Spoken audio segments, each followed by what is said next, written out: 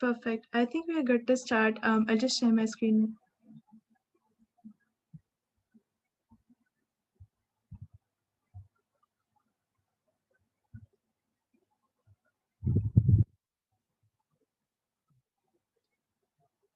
Awesome. Welcome everyone to the 90 minutes of profile building and cracking interviews, the second series of the 90-minute series by Superposition Pune. Just a line about Superposition Pune.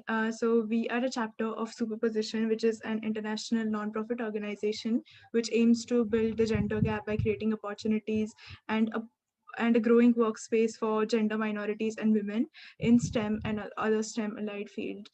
So again, thank you all for being here present today, and we really are very excited to hold the 90-minute series since we had a very successful event series from the past event and this event registrations.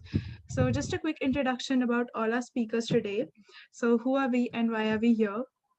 So our first speaker for today is Poorva. So Poorva is a final year student of BTech Computer Engineering. She is currently working on her final year project with Humans AI, a non-profit startup which in the working domain of applied ML and ICT for development.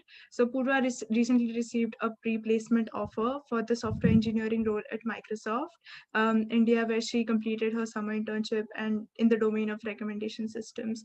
She has also been the summer intern for IUCAA in 2019 and summer researcher at Mt Wilson Observatory in US in 2018. So she'll be covering the software domain part for us, and after the 20-minute session that she has, please feel free to put in the questions or ask them in chat and we can just dictate those for you. Our second speaker is Radhika is a graduate engineering trainee at Becton Dickinson for 2020, and she was also the winner of ASME Efest Asia Pacific elevator pitch, and she interned with Bharat Forge in 2019. Radhika has held like different positions in American Society of Mechanical Engineers Common Student Section as acting vice chair, and chair in 2020. And Radhika will be covering the mechanical domain for us, jobs, internships, jobs and interview preparation and applications. Feel free to put in the questions for Radhika after her 20-minute section, and we'll have the 10 minutes reserved for the question and answers. And our third speaker is Tripti. Tripti is an associate engineer at Qualcomm. She has interned with Boeing in 2019 as a system engineer intern. She was graduate engineering trainee at Siemens in 2020, and she worked with Robocon Cummins Club for 3 years, and she was the head of coding department as well. Tripti has worked with Society of Women Engineers for 3 years and also held the position of secretary for Suite CCW. And I am Kanchan, and I have Achal with me, and will be moderating throughout the session, so you know whom to contact if you have any technical difficulties. Thank you again for being with us here today. Also, a quick announcement that the session would end, like the formal schedule of the session would end at 5:30, but we have planned an extra Q&A session after 5:30 for people who are interested in talking with the speakers or asking any personal questions about the domains that they work into, and any other resume or any questions. So we'll be unmuting you guys, but for the whole day of the session, please feel free to put the questions in chat. Awesome. Poorva, would you like to take over now? Thank you for the kind introduction, Kanchan. I'll just share my screen. Sure.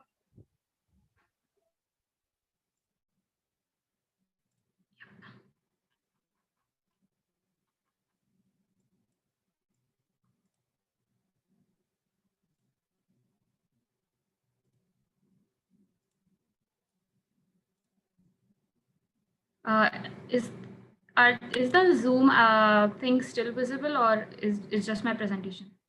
It's just your presentation. Okay, fine.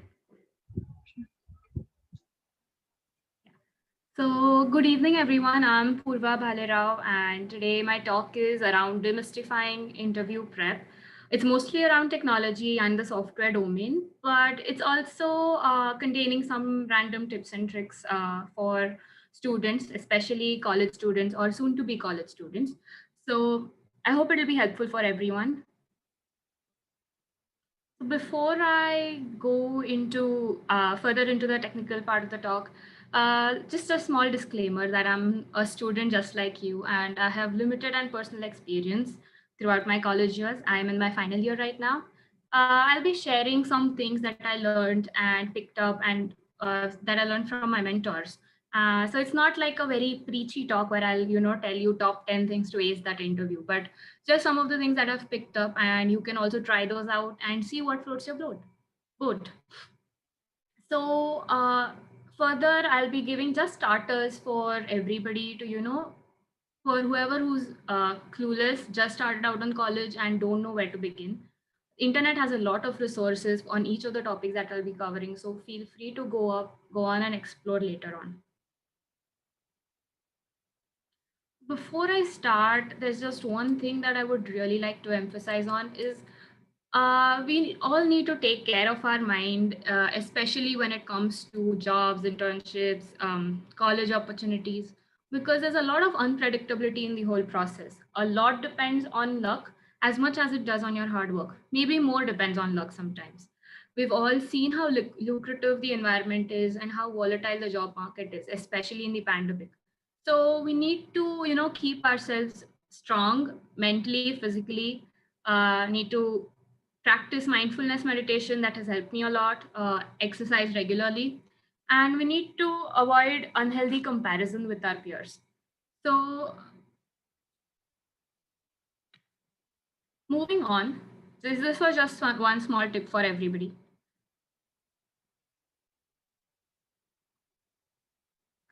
Let's look at some ways in which we can find opportunities on campus, off campus, in the domain of industry or research.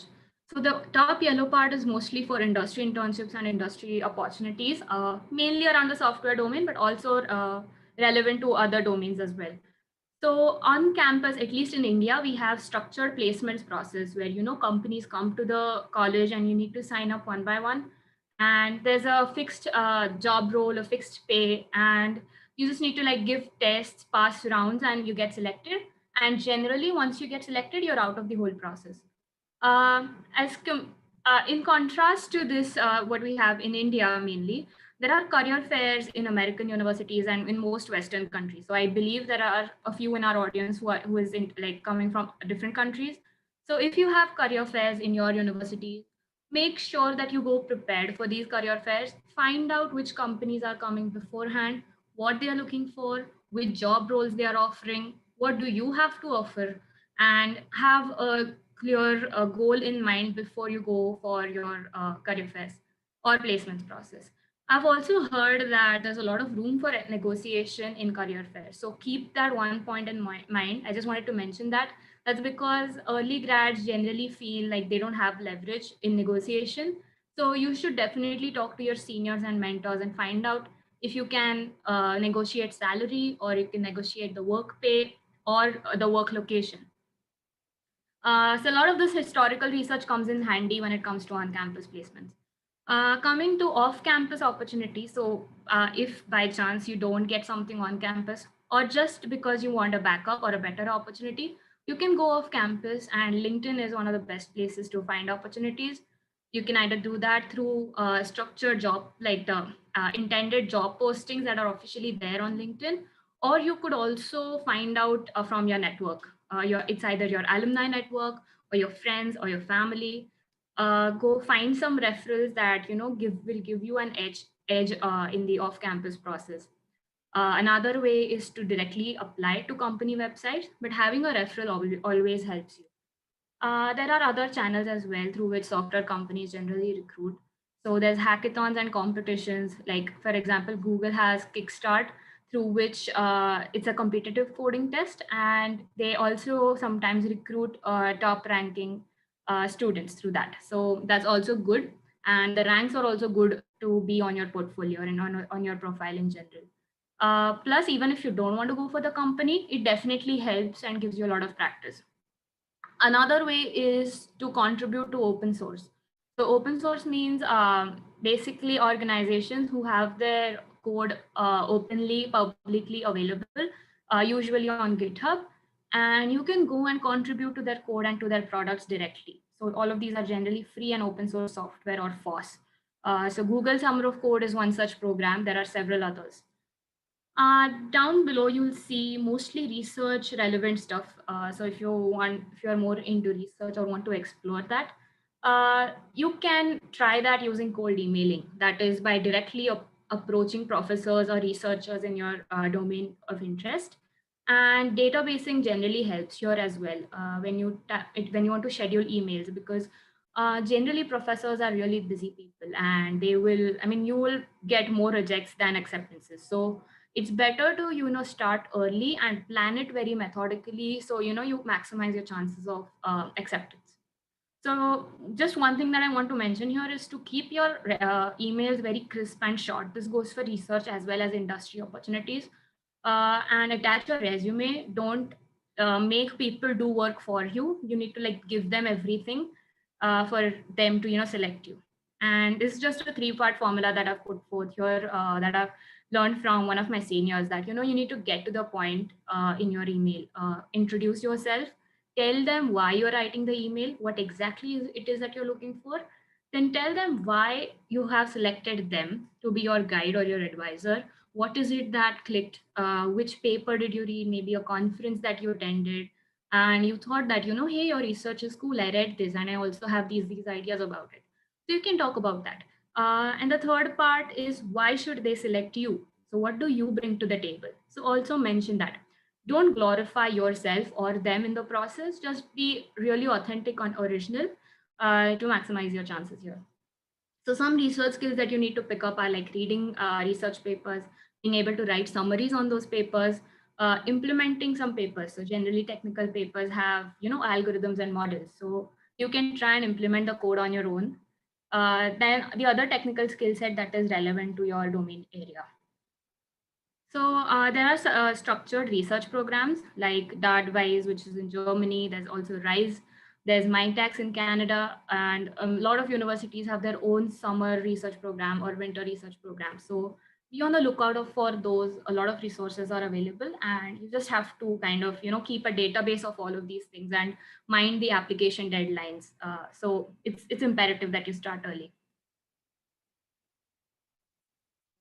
Moving on to projects. So this is just a very broad, approach or execution that you can follow for any type of project that you want to undertake. So first step is obviously the inception. What project do you want to do? So generally, I have gotten a lot of ideas from Microsoft Research Podcast. So that's something that I used to just listen on my walks, and they talk about cutting edge technology. And consuming such content in your area of interest, it just gives you more ideas about what you can do at your level. So you can explore these things, you can ideate, brainstorm, either alone or in a group. Anything is fine.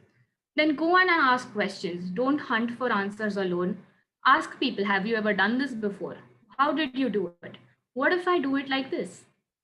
And everybody knows that timelines are hard, and all college students procrastinate. So, whatever works for you, experiment and stick to it. There's no golden rule here.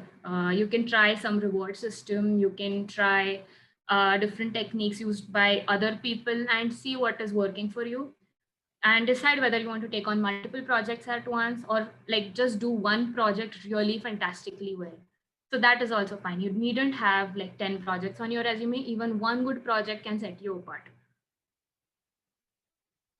Moving on, this is sort of some statistics, some information that I found from the World Economic Forum. So here you will see the job landscape that is forecasted in 2022.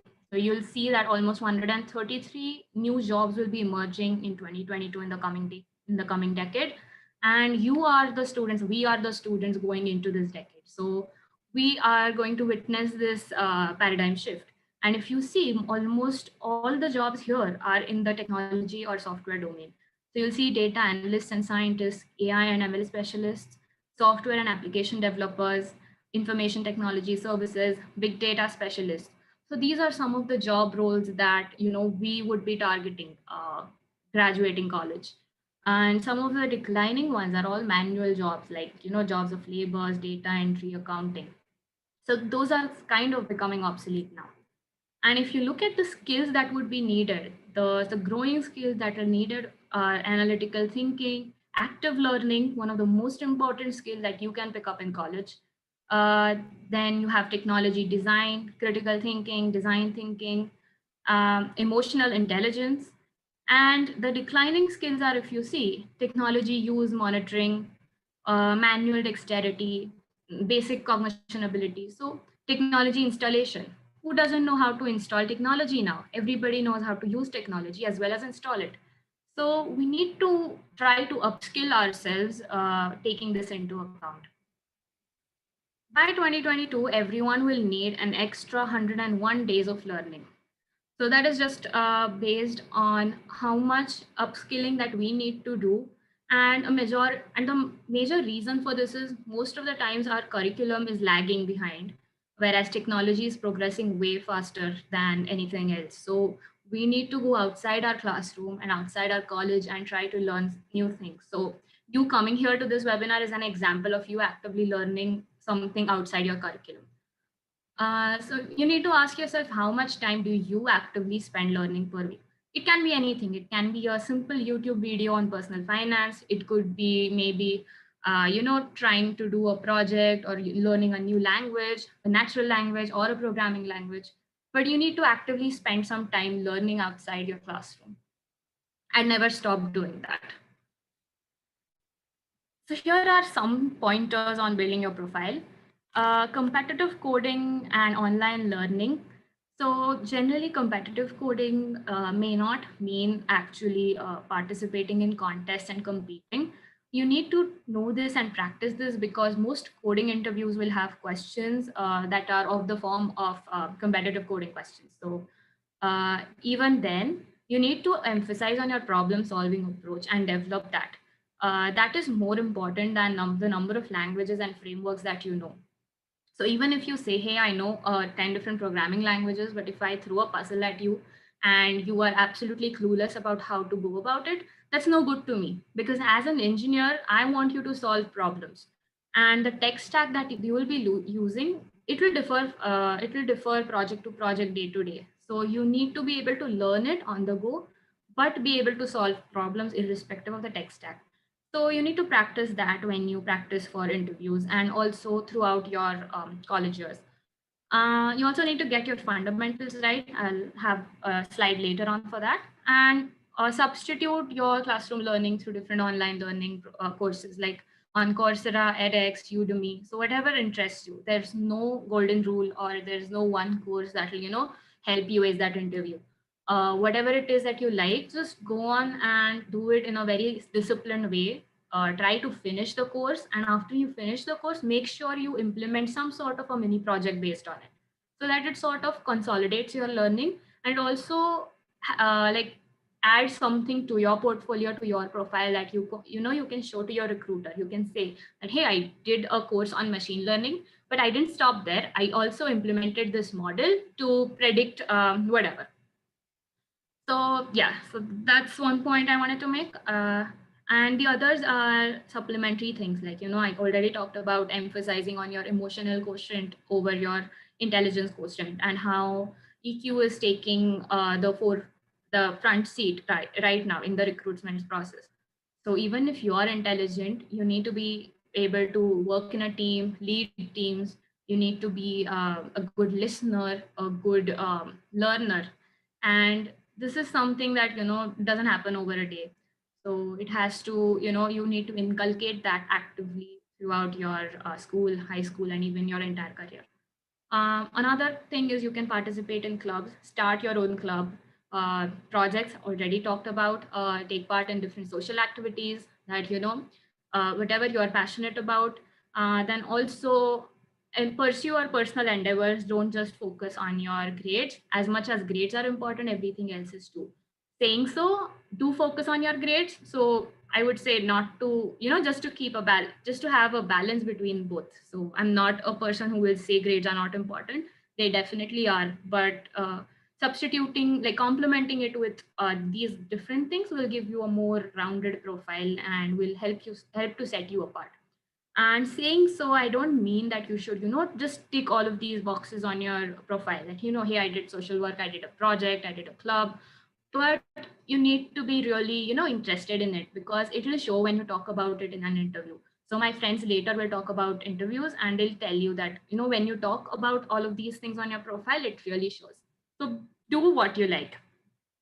And online portfolios you can keep on GitHub, WordPress. There are Kaggle competitions you can participate in, competitive coding competitions.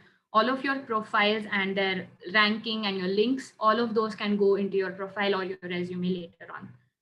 Any code or any project that you do in your school, in your university, you can upload that in on GitHub and write, a properly documented version of the code and maintain it, and add the links to your LinkedIn or your resume.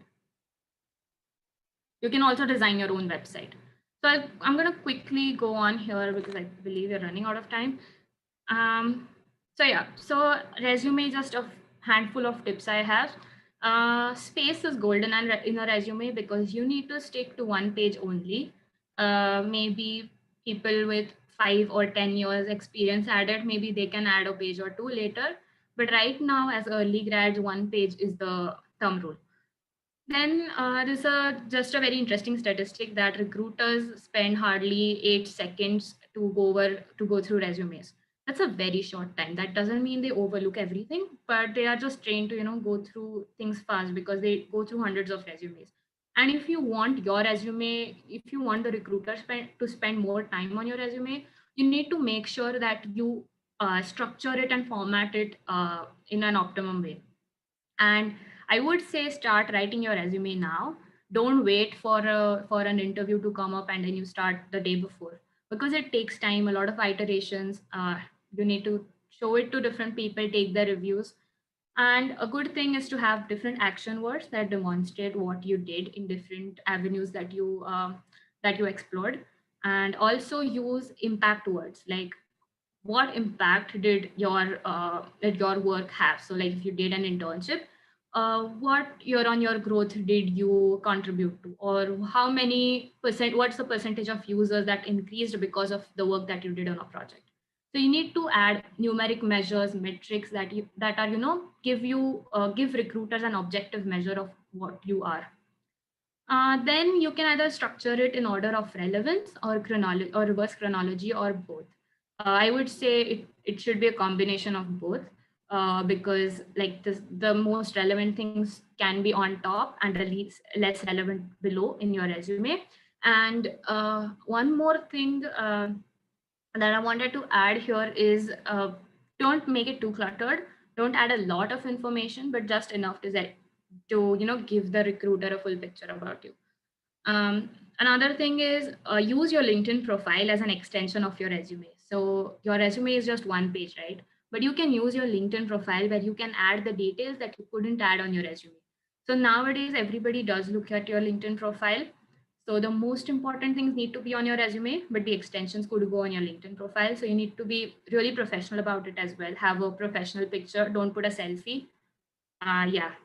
So this one point at the last is resume prep. So before going in any interview, just stand in front of a mirror, have a paper, a hard copy version of your resume in your hand, and just go through each point on your resume standing in front of the mirror and see what kind of questions that you will be asked on each point on your resume.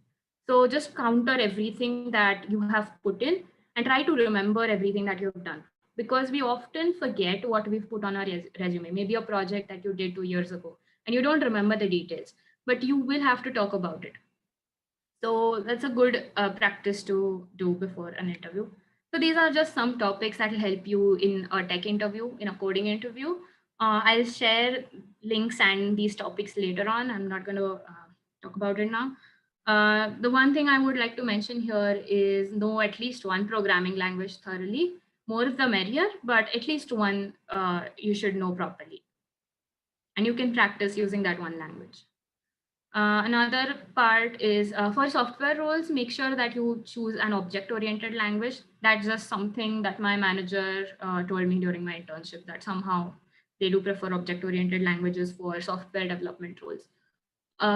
Another thing is, while practicing, you can practice taking help from platforms like LeetCode, HackerRank, then read interview experiences of people on Geeks for Geeks, And practice using pen and paper. Don't sit on an IDE with an autocomplete. Uh, Take a pen and paper and write the code down. And make sure that your code is clean and legible. And by clean, I just don't mean neatness wise, but whatever variables that you're using in your code, make sure that you are not writing them A, B, C, X, Y, Z. Make sure you give legible, meaningful names and write in legible way so that your interviewer can quickly read the code and tell what you're thinking. Another thing is emphasize on the approach of problem solving. Don't rote learn codes. There are some things that you may need to remember. That is fine, but try to find an approach that works for you, and try to optimize the code that you write or your approach that you've given. So maybe what I personally do is I try to solve the question first, giving no attention to the optimization part. And once I know the question is solved, I can then say to the interviewer that, hey, I think the space and time complexity of this code is too high. Maybe I can bring it down to linear. And how can I do that? So then I start telling the interviewer that, I can write this code, this part like this, or you can maybe use this data structure. And so whatever I'm speaking right now is something I would say to the interviewer during the interview. They need to know what you are thinking. Nobody can read your mind. So practice all of these things beforehand. Another thing is system design. You just need basic understanding at early grad level. It is not necessarily needed. Maybe for program project management or product management, it could be needed. These are some pointers that I'm sure my friends are going to cover anyway, but this is just one method that I have followed, STAR, which basically, when you are asked questions like, if did you face any conflict, or did you have any strength, do you have any strengths or weaknesses?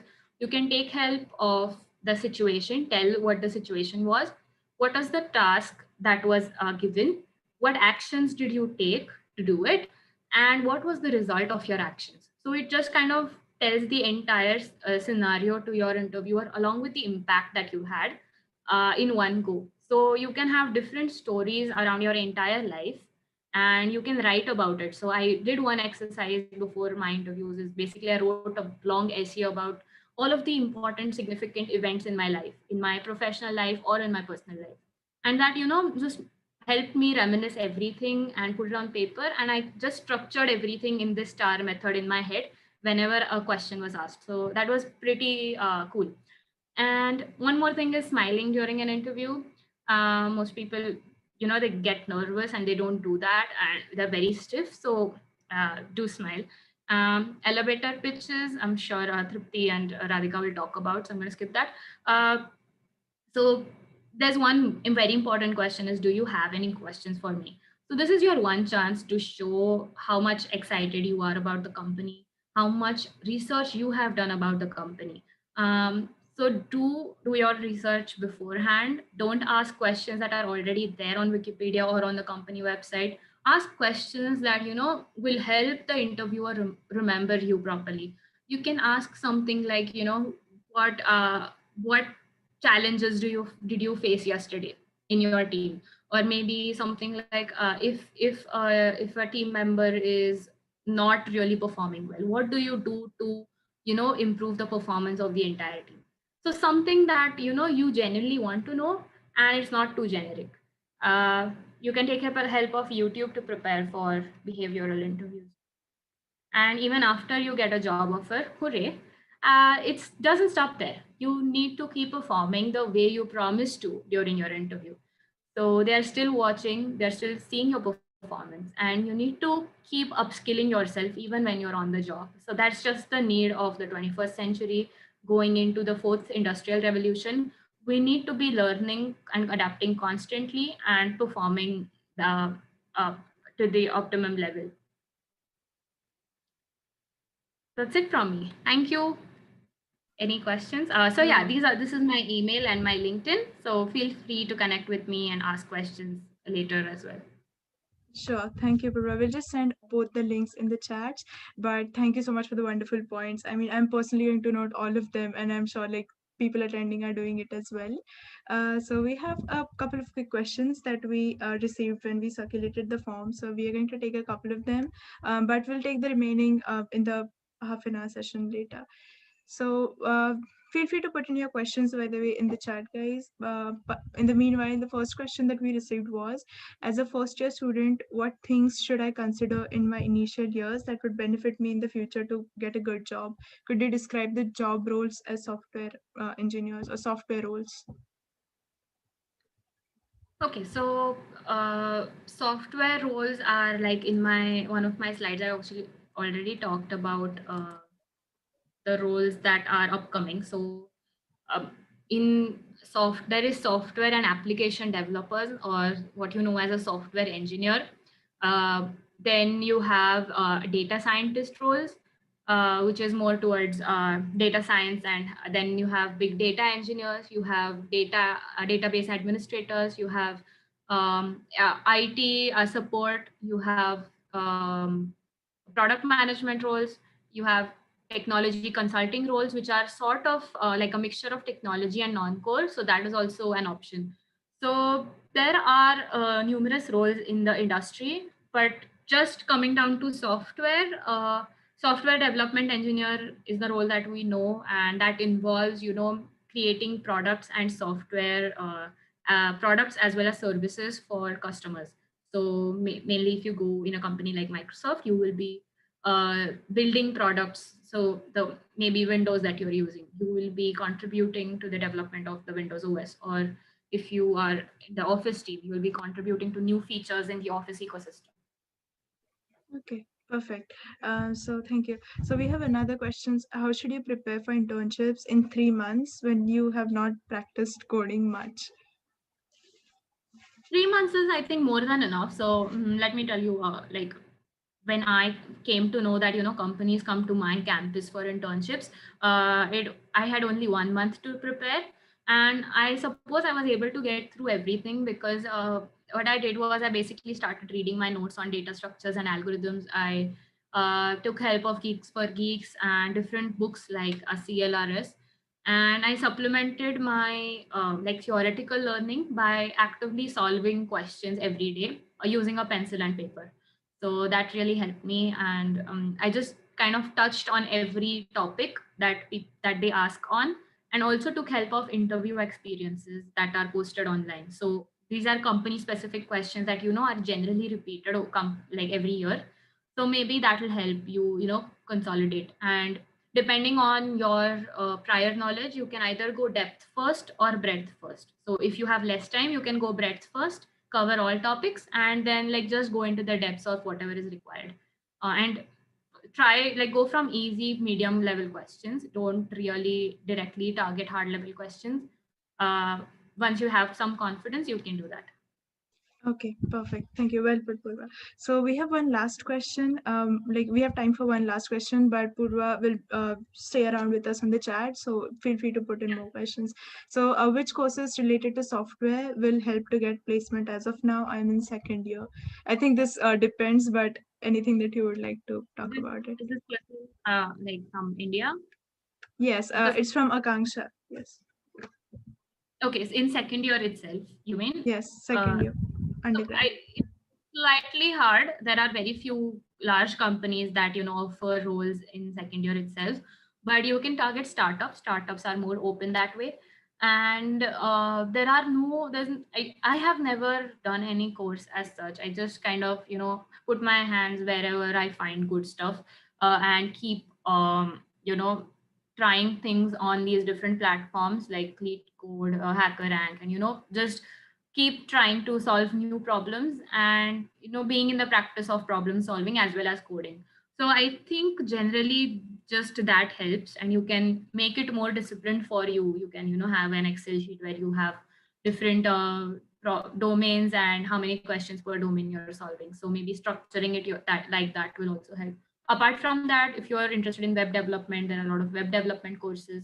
There are also software engineering courses, but I believe I'm not really sure how much it is. Like, it's not really mandatory to do those, but yeah, it'll help, like, if you do it. Awesome, perfect. Again, thank you so much, Purva. We have a bit of questions here for you in chat, and I would just say Purva is an amazing senior, and I'm so fortunate to know her like, right from my first year, and she has been supporting me a lot. Thank you so much, Purva. Again, we'll be happy to connect you. Thank you. Yeah, I'll try to attend to questions on the chat. Sure. Thank you Yeah, very sure. much, everyone. Thank you. So we have next speaker with us, Radhika. Radhika will be covering the mechanical domain for us. Radhika, you want to get started? Yeah, hi Kanchan. Thank you for your kind introduction. And Poorva, that the information was like really good. I'll start sharing my screen.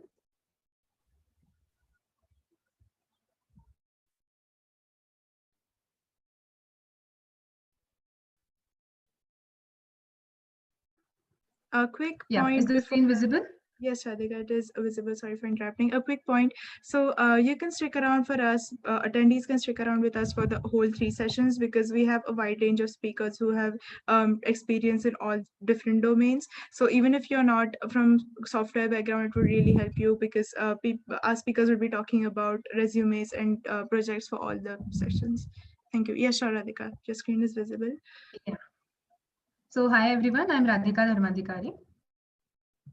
So in my part of the 90-minute series, I'll be covering my experience based on my campus placement process, which is like somewhat similar to institutes like all over India. So I'll be covering like 5 main topics. So the first is the aptitude test. Second is the group discussion. Third is the technical interview oriented to the mechanical department. Fourth is the HR interview, and finally CV tips, that is the resume. So aptitude test. So whenever any company approaches at our campus, the first and the primary step is this one, aptitude test. You will have to go through the test like all the students. In that you will find like 5 main domains. First is maths. So under maths you can expect few questions which like with the terms which we have learned in our like primary years pertaining to simple interest, compound interest, like surface calculation, volumetric calculation, or even like calendar calculations. So the thing for maths is like we have done those concepts like in our primary years, but you need to revise them like the formulas and all, and you need to practice those as a timer will be based, and you need to like answer in that amount of time. Second is logic. So for logic, it's somehow related to maths itself. You will find like common sense questions here, and here also you'll have a like a proper timer, and in that amount of time you need to like answer those questions. Third is English. So in English, one can expect all the questions related, like the language related questions. You can have like you can find big paragraphs given in the question format, and you will have to like answer like the jumbled sentences. You will be asked related questions related to grammar, or like true or false statements, or like in like you have to rank in order of preference, like MCQ format. Next is technical. So for technical, it will be different for like every company and like even every domain. So for this, I guess this is like the most tricky, hard part to prepare in compared to all 5 parts. So for technical, like you need to like refresh all your basics from all the like the important subjects, and like the options here will be like quite similar and confusing. So like you need to tackle that situation very properly. And lastly, personality. So personality based questions, it's like you'll be given a situation in a textual format. You'll have to read the situation, understand it, and based on that, like they'll ask you from the 4 options, what will you do if you were present in that situation? Then you'll have to select one on that, and like it has to be honest. So the key factors for this are time management, practice, speed, confidence, and accuracy. So accuracy in the sense you will have to answer maximum correct questions in time, that is in the proper timer format. Practice basically as is the it is the first step towards your interview like interview. You need to practice a lot. And speed, like you need to maintain a constant speed. Skills tested are verbal, technical, logical, and language. So it's like an wholesome test.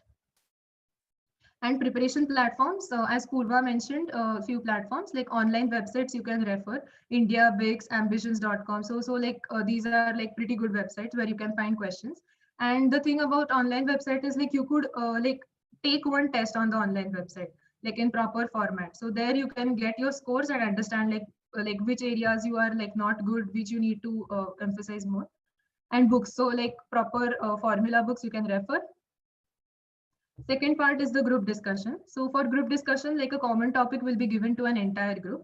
This group, the topic can be anything, like for example, the COVID-19 pandemic, any political situation, or simply global warming. The key factors here are to think fast and jot important points. whenever the topic is declared, like you really need to jot like what points you are going to focus on. Work on how to present your opinion. So your opinions should be very affirmative and positive whenever you present them. Participate actively, like in the entire span of like 20 minutes or 30 minutes, you need to at least give 3 points or more than that. Prepare a summary of the discussion. So whenever like the entire group discussion is towards the end, the recruiters may ask like, is anyone ready to like just summarize whatever we discussed? So if you volunteer for that, like those, you will definitely earn few brownie points, like to give the gist of whatever we discussed. Skills tested here are communication skills, like how good you are presenting your opinion. Teamwork, like if you like individually present like few points very good, but like how are you presenting them in a team? Then general awareness, like as the topics will be like all related to the current scenarios, how aware of you are of these topics. Listening ability, like even if you give good points, are you listening others people's opinions in that? So that is like an important factor. And opinion presentation, you should like you really need to be very calm while presenting your opinion. Things to avoid: speaking too fast, interrupting during others time, like this is like a really bad habit if you interrupt during someone else's point. And being completely silent, so you need to be very active during group discussions. You can't remain silent for the entire 20 or 30 minutes. Next, it's the technical interview.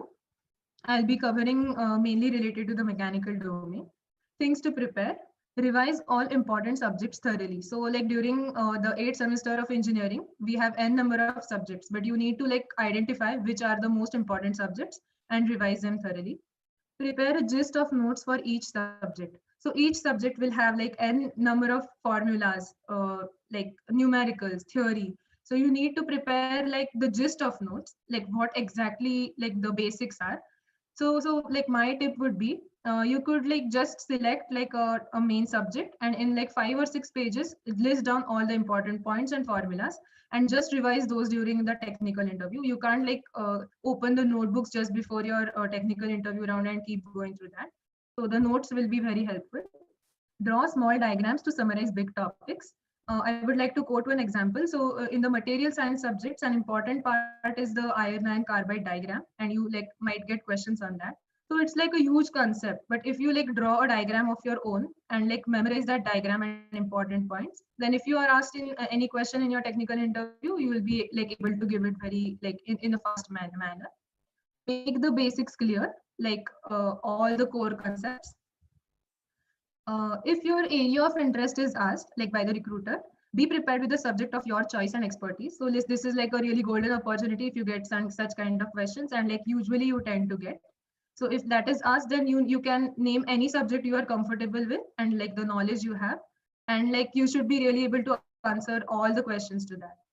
Then next is situational based questions. Think thoroughly and answer, and try to draw a diagram. So if any situation is given to you, like for example, any forged crankshaft is like they ask like how will you manufacture that?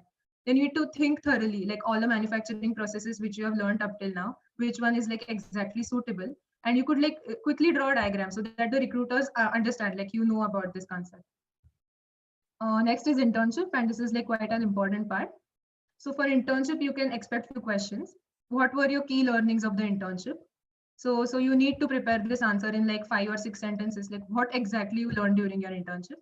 What did you understand? So like during the internship, you are just a student, and after your internship, you are a student with some amount of corporate experience. So like what exactly did you understand during those months? Your contribution. So if you mention like I was in this project and during my internship, they'll ask you what was exactly your contribution in that. So you need to be clear on that. Your department. So like it's good if you mention the project name and all, but they'll ask you like which department were you interning at, and like what were other departments during like you observed during an internship. Then focus on subjects related to the industry. So if someone has done their internship in manufacturing sector, then like you need to know all the advanced manufacturing processes and all. Like you should focus on that part. If someone has done their internship in like completely designing, then you need like they might ask like what softwares you use, what is machine design and all. And challenges faced. So internship is like a completely wholesome experience, and you are bound to face many challenges there. So like at the start of your internship, what challenges you faced, and over the time, how you grow and how you overcame this. Then next is about seminar and or paper presentation. If you have participated in any, they'll ask about the advanced technology which is present about your topic. They'll check your research skills, and they might ask to summarize your like the entire paper. Finally, your project. So this is also an important part. They'll ask the scope of the project and the subject of the project, your key learnings, like it's an extensive 1 year entire project. So what were the main key learnings of that? And duration. So you need to be very specific, like from which month to which month it was present and all. Next part of the technical interview. So for mechanical domain, like I have identified like 5 main sectors here. So the first is the biomedical sector, aerospace, core automobile, manufacturing, and material science. What my advice is would be to you is, like if some company comes which is like mainly related to automobile, then you could like identify the core subjects which would be required for that. So for example, if we take any company from automobile, then you can identify thermodynamics is required, machine design is required, manufacturing process is required, material science is somewhat required. So like these three would be my core subjects, and I'll like focus my preparation towards these three.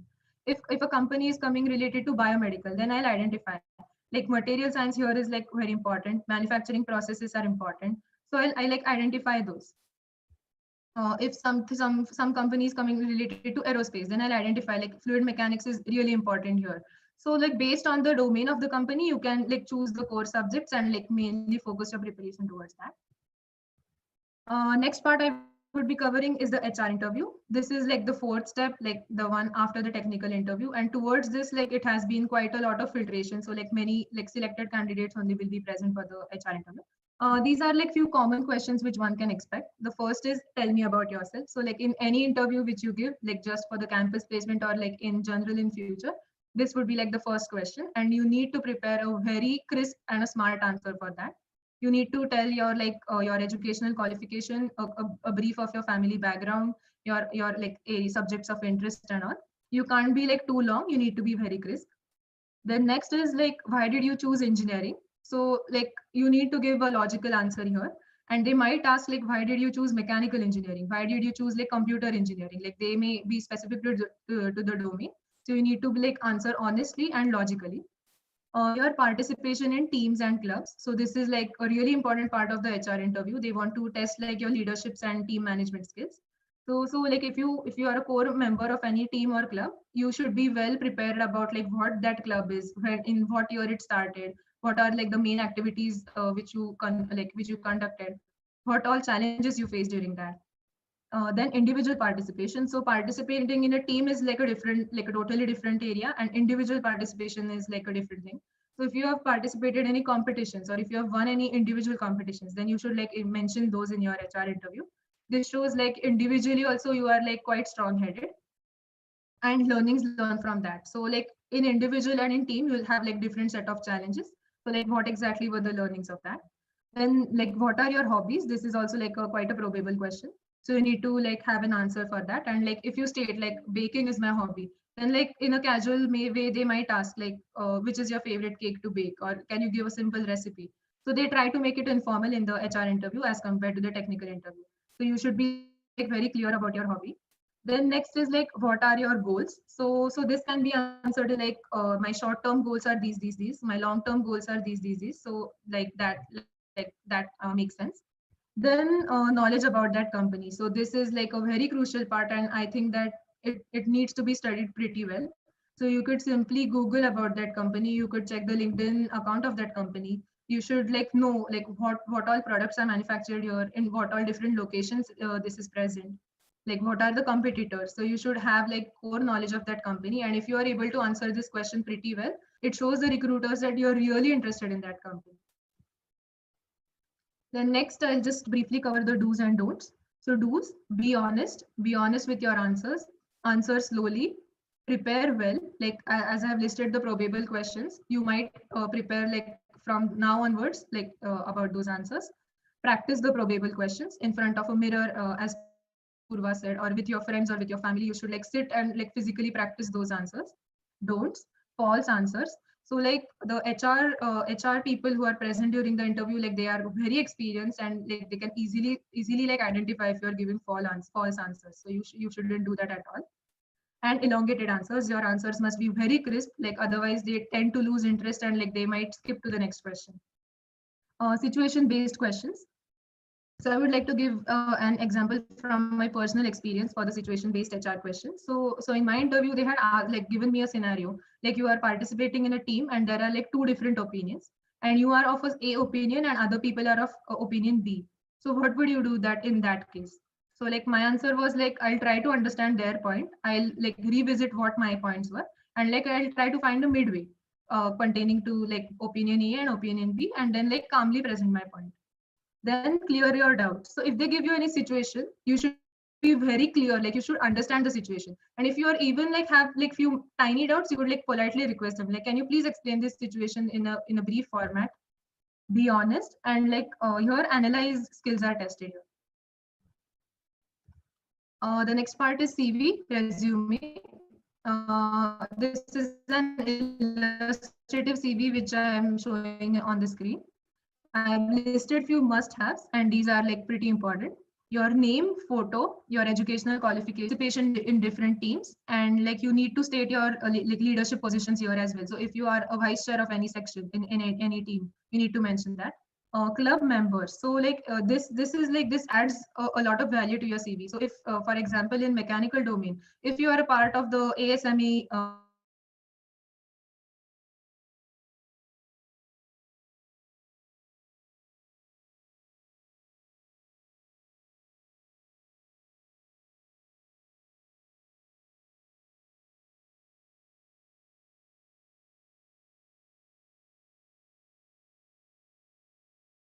participating in like Radhika, I think we lost you for one slide. You're on mute.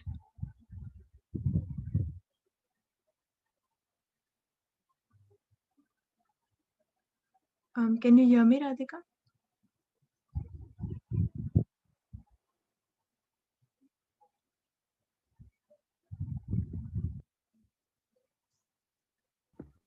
Hi Kanchan, am I audible? Yes, you're audible now. I think we lost you on the Yeah. slide. Yeah. Okay, I'll continue.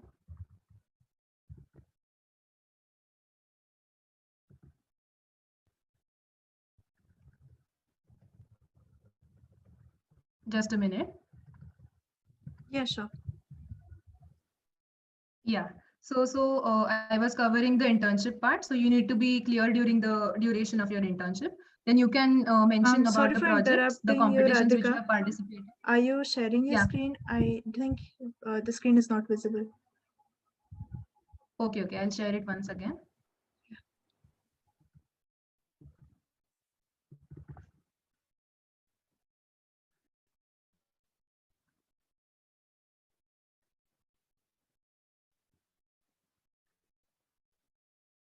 Yeah. Is it visible now? Yes, it's perfect. Just a minute.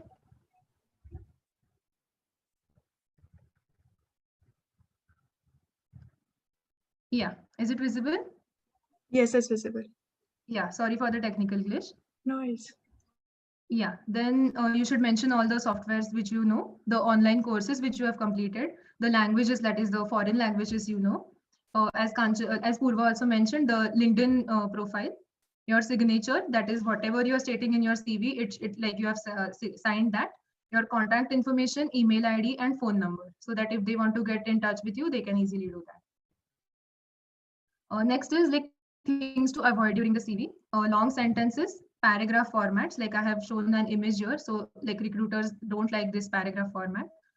Then missing personal details, exceeding it like more than 2 pages. You should try to fit everything in like one page. Not mentioning the time frame, like for the internship. Hobby competitions. You don't need to include like all the competitions which you have participated. You just need to take the technical ones. Spelling mistakes, grammar mistakes, poor formatting. That is like not keeping white spaces at all. Like clubbing everything in a like a bad manner. And you should like update information. So if like I have completed a new course on Coursera, then I might tend to forget like before my interview to update it on the CV. So you should like have all the updated information. So to summarize, check the job profile, like for what they are like having open positions. understand the pre-placement talk. So the pre-placement talk is usually of 1 hour or maybe more than that, and they cover like all important things about the company, about the job profile there. So you need to understand that very clearly. And if you have any doubts, you can ask them in the HR interview. Study the subjects based on the sector. So as I mentioned, the 5 main domains, you should identify important subjects related to that and focus on those. Prepare few expected questions thoroughly. So like the probable questions you're bound to get asked, so why not prepare them from right now? Revise from your notes or mind map for the technical interview. So like this is the thing which I've covered earlier. Then CV, like what all to include and like what all not to include. Then this one is also important, like dress well. You need to be in a complete formal attire, like from tip to toe, even your shoes and all. You need to be like very formal presentation. Stay confident. Like this is quite an exhaustive process, like giving interviews for different companies. So you need to stay confident on yourself and stay calm. Like you need to be really calm on that day. It's very difficult, but you need to do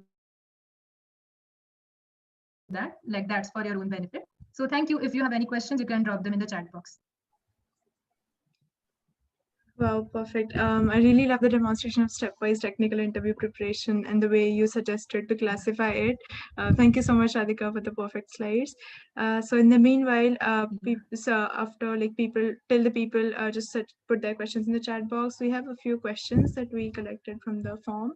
So the first one goes like how to build a relevant profile for mechatronics and what are the prerequisites and best skills required for a mechanical engineer to get a good job.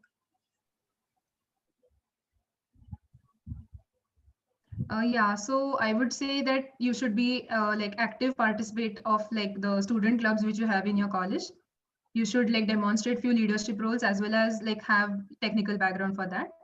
You should like try to have at least one like summary or a technical paper of your final year project. So that also adds value.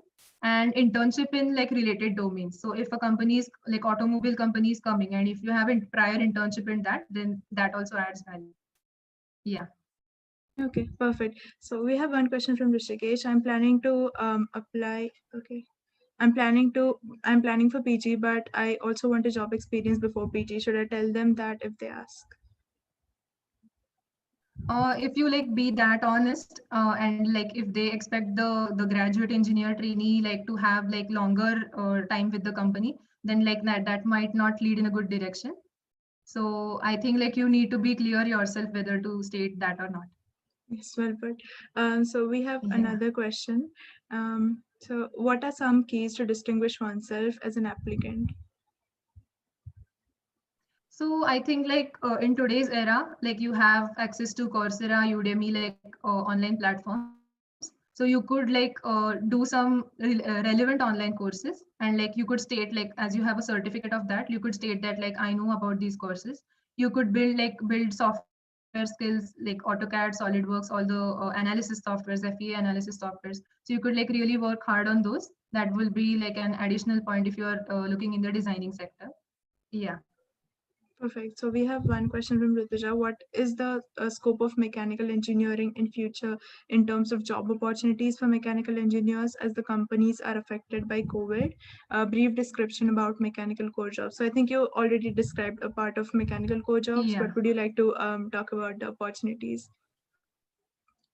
Yeah, so like COVID has like affected like all the sectors and as well as the mechanical sector, but like things will get better. And if you like identify within yourself like which domain you are interested for and prepare like relevant skills for that, then like I think that would be better from like a Perfect. student perspective. Mm-hmm. Yeah. Makes sense. So Omkara's courses that you would recommend for industrial engineer. For like industrial engineering, I think you could look out for like the quality control related courses. Like you have them on Coursera and all. Also like project management course, you can do that one.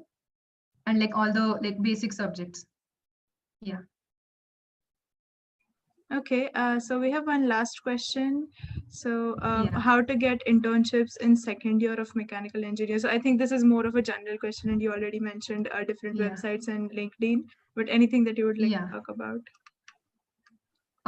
Like as Poorva stated, LinkedIn, that's like a Yeah. primary platform right now. And like in colleges, if you have like internship process, then like from the first year you need to like really prepare for that. Like very few opportunities are there.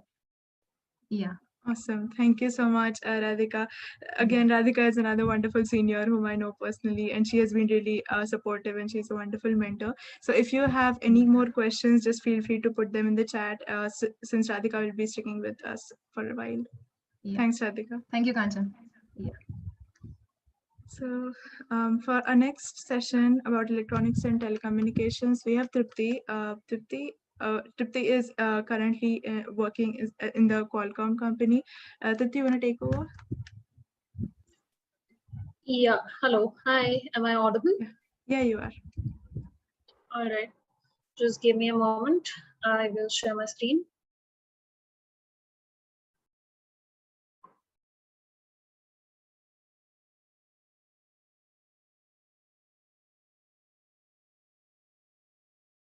Just 1 second.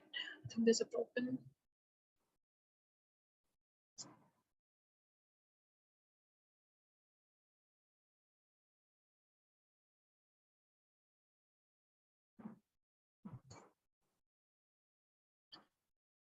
Yeah.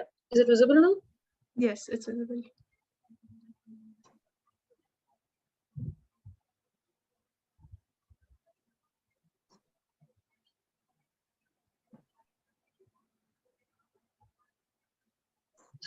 Okay. All right. So we've had some amazing speakers today, and yeah. Yeah, no, sorry. Your screen loaded late. I'm sorry. Okay. All right. And so I just wanted to start from scratch, actually, for all of you who must be, who might be in your first or second year and everything, and who are just starting with college. So basically, you've done the whole getting into the college prep, and finished your entrance exams and everything like that, and you're finally into the college that you got in, and it's time to give yourself a pat on the back. But after that, you actually need to start road mapping the rest of what you're going to do, because till now you had this end goal in your mind. I need to go to this college because I want to be an engineer, and that's it, and maybe it's some particular branch that you're interested in. But now you have to start thinking in time blocks. So instead of a linear way of thinking, it becomes, okay, so my next 5-year goal is this, my next 5-year goal is this. And this can be a little overwhelming, because you do not realize until the end of your engineering that, oh my god, where has all this time gone, and what have I actually done in all this while. And you need to start doing things in small increments. That's why I mentioned 5-year plans, so that if you have that end goal in front of you already, then you're able to divide your time and do stuff whatever you need in small increments, right? So you are at the college, you have found out about what degree you're doing, and you finalize your degree and everything. So the biggest strength that you would ever have as an engineer is wo jugaad jo hota hai. So it's being scrappy and resourceful. Every opportunity that comes your way is a huge chance which might change your life completely. So taking me as an example, when I started my electronics engineering, I was not sure about where I was in life, or what I was going to do, or if I even wanted to continue with electronics as a profession. I like most people in the world, was more focused towards software. And because I just on a whim, started exploring the clubs that are available in my college, I found this one particular robotics club, and I've started participating over there, and that's how I found my passion. So basically, until and unless you try each and everything that is available to you, and decide, okay, this may be for me, this may not be for me, you do not know exactly what you have or what you might be missing, right? So that has to be your biggest strength. You need to keep saying yes to all the opportunities that come in front of you, so that you know all the options that are available to you. Because you're still you suddenly in a bigger pond, small fish in a big pond, but the pond is about to get much bigger once you step out of the college. So if you haven't taken advantage of all the things that are available to you in your college itself, you wouldn't know what to do with yourself after you step out into the world. Okay, so this is a very important step that I think everybody needs to take care of. Take every opportunity that comes your way. It makes a huge difference, right? So that's how we come to your resume making. Because if you are taking these opportunities, then your resume is changing. things are adding. You're developing as a person, as a professional. I got this tip at the beginning of my second or third year, maybe, from a career counselor. And she mentioned that every 2 to 3 months, if you were to look at your resume, you should have at least one line that you want to update over there. If nothing is changing, then you're being stagnant in your life, right? So you need to have something that you're doing at every point of time. It doesn't have to be, extremely productive or something you might have realized, oh, I've picked this up, but then now I feel this may not be that much beneficial to me. That's all right. You tried something, it might be relevant to your course, it may not be, but that is not a reason to say no to that thing.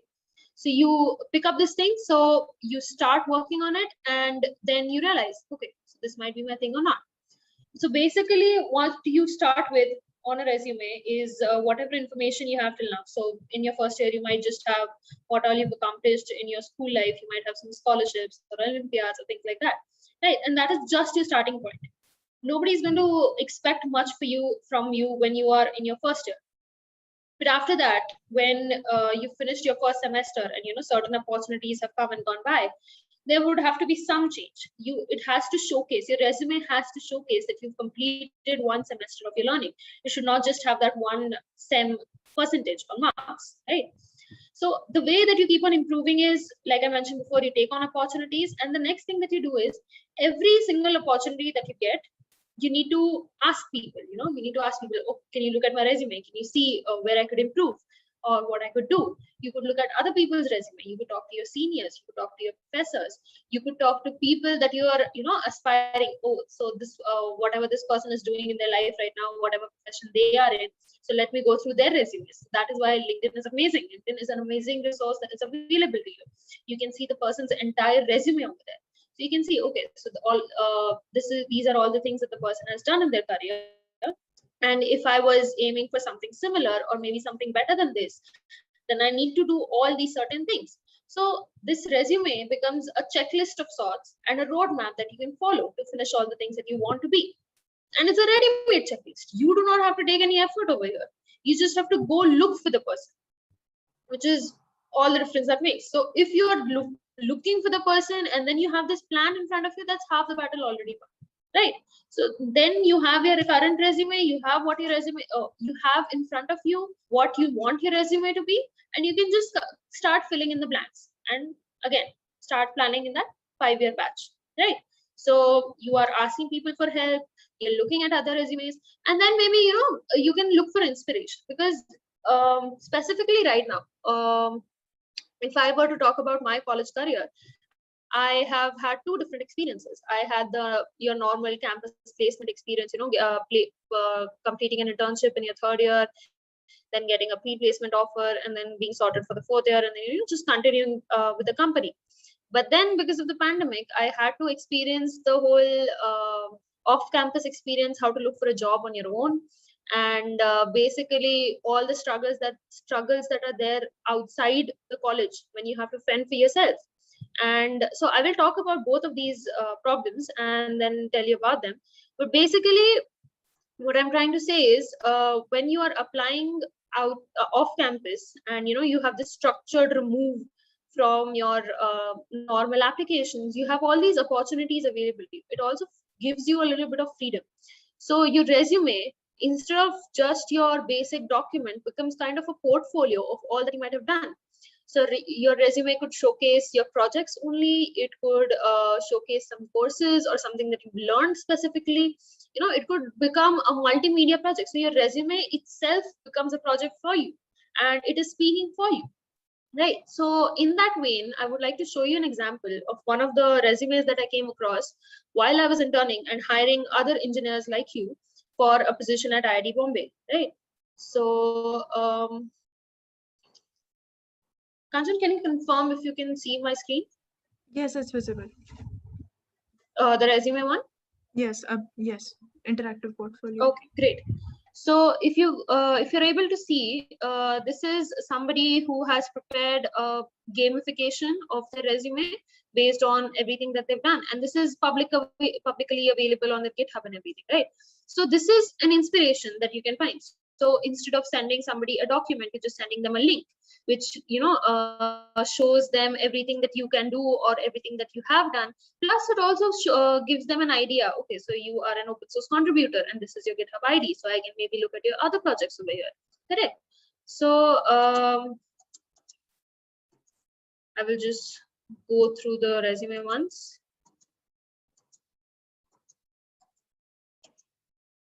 It's a good example which can show you all the different possibilities, right? Do not limit yourself to a single document if possible.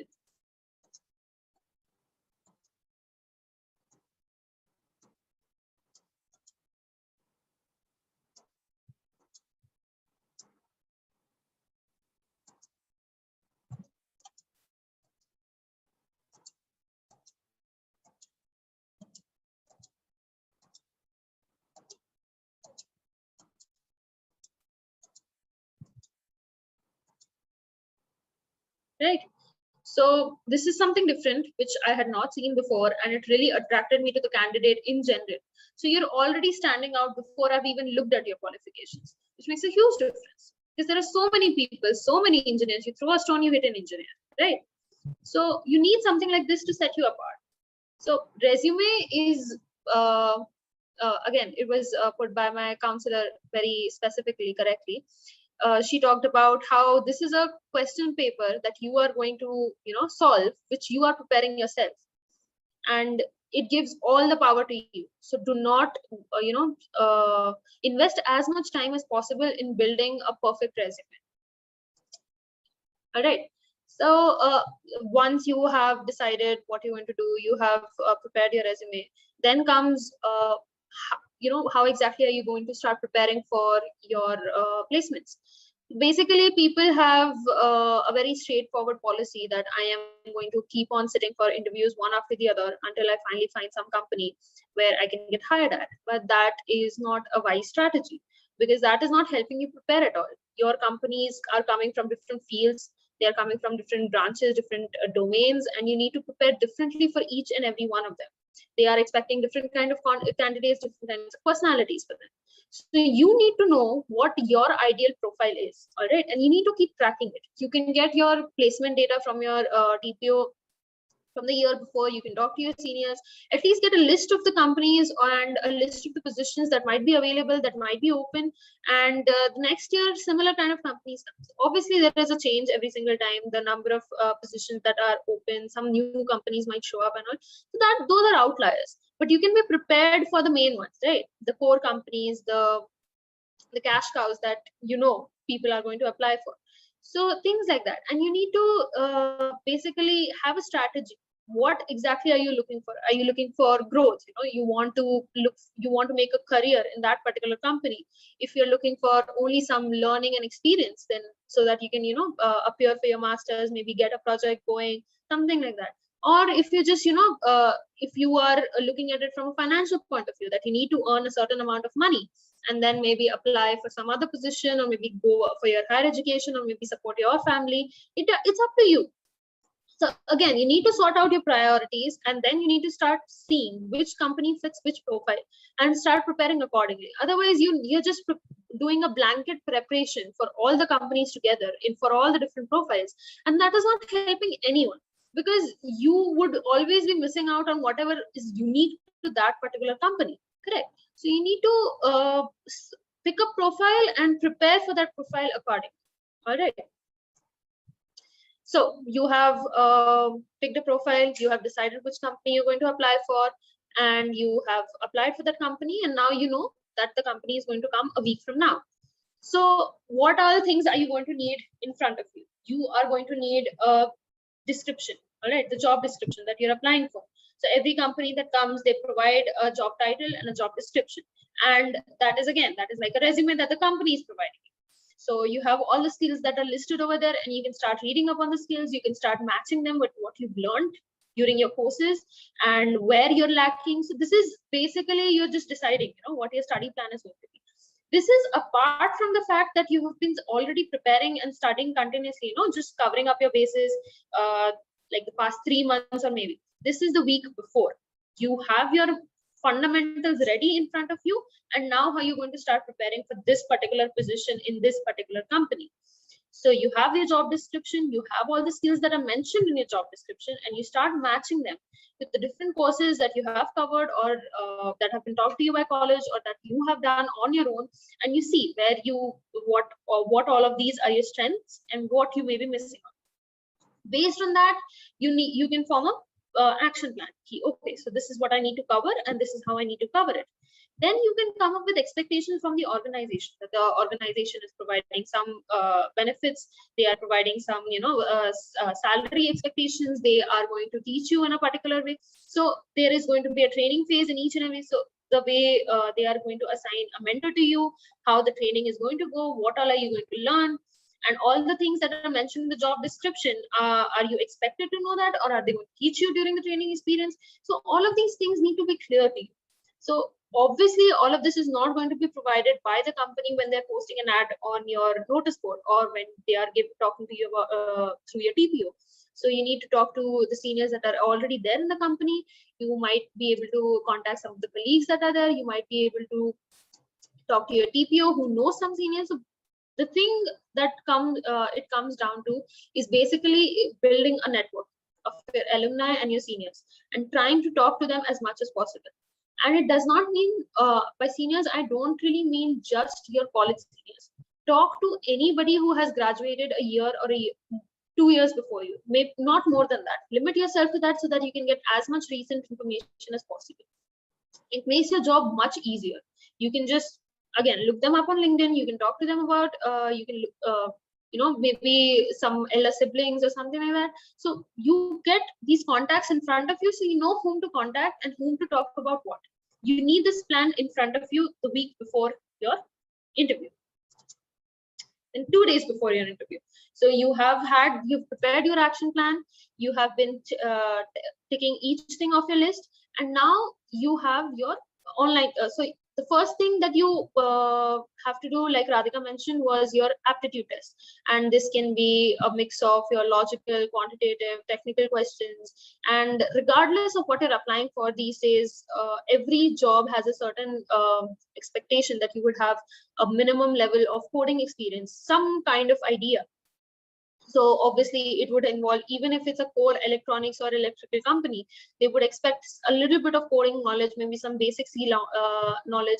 And you need to start solving these exam papers. So you might find them online or on various resources, so Geeks for Geeks or Stack Overflow. Lots of them have these test papers, and you can go through them.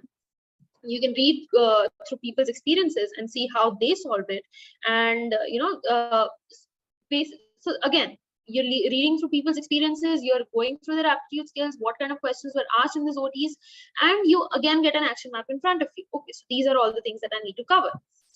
Then the thing that you need to do is start looking up the organization that you've applied for and what is happening with them currently. What are they being known for right now? So you know that they have this particular product that they provide, or this particular service that they provide, but how is this product doing right now? Or how is the service they're doing right now? Who are their clients? So you need to know all this, and what is the current technology that is being employed by the organization, and how does that connect to your course material again? So all of this has to be connected, because when you're answering the questions, you're not just telling them definitions or explanations of things.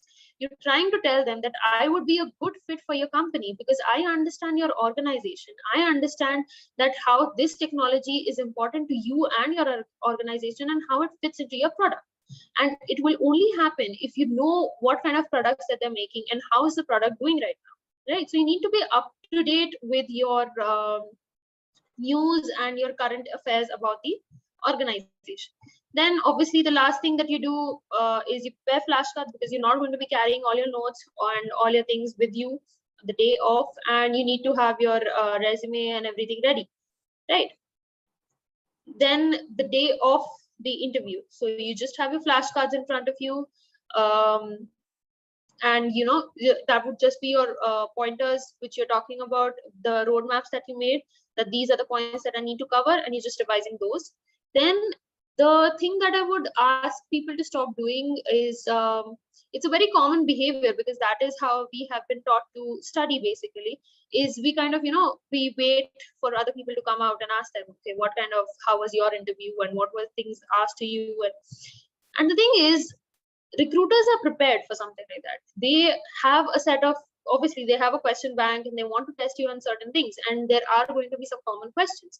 But the thing is, when you're listening to other people's answers or even questions, you get a certain bias in your head. So you're answering similar questions with similar answers, which you don't want. Again, the main goal here is to set you apart from the crowd. So if you're asking what the other people have been answering, subconsciously, even if try as you might, and you might have an answer prepared, you would embody some particular aspect of some other answer, and try to combine it with your own. Obviously, it is good to get inspiration, but if you have come prepared, try and avoid listening to other people and what they have been answering. Just be clear in your head, like, what do you want to say? And you just need to project yourself as the product that you have built. Okay, so this is the thing that I'm selling, which is obviously yourself, and this is the pamphlet, which is your resume, and this is how I'm going to sell it. Okay. One good thing that you can do is, if you have a list of the interviewers that are going to interview that day, you can look them up. You can see what kind of positions do they hold in the company, what is their job profile, and how they would be, engaged in you as a fresher. So most of the times when interviewers are coming for a particular selection, there might be some people related to the team itself. So you might have a manager looking for candidates for their team, or you might have a manager adjacent position. That is, so if you have a panel of 3 people, one of them would be a manager that is related to your team, who you would be interacting with. And in a scenario like this, you can find out a lot more about your work profile, about the company, and what is expected of you when you join the company. And again, you give this person an idea, because you would be directly working with them. So the manager is able to picture you. Okay, so how does this person fit in with my team? And you want to make that connection with them. You want that bond to happen while the interview is going on, correct? So that you need to identify, if possible, who is this person in the panel, and how do you need to talk to them.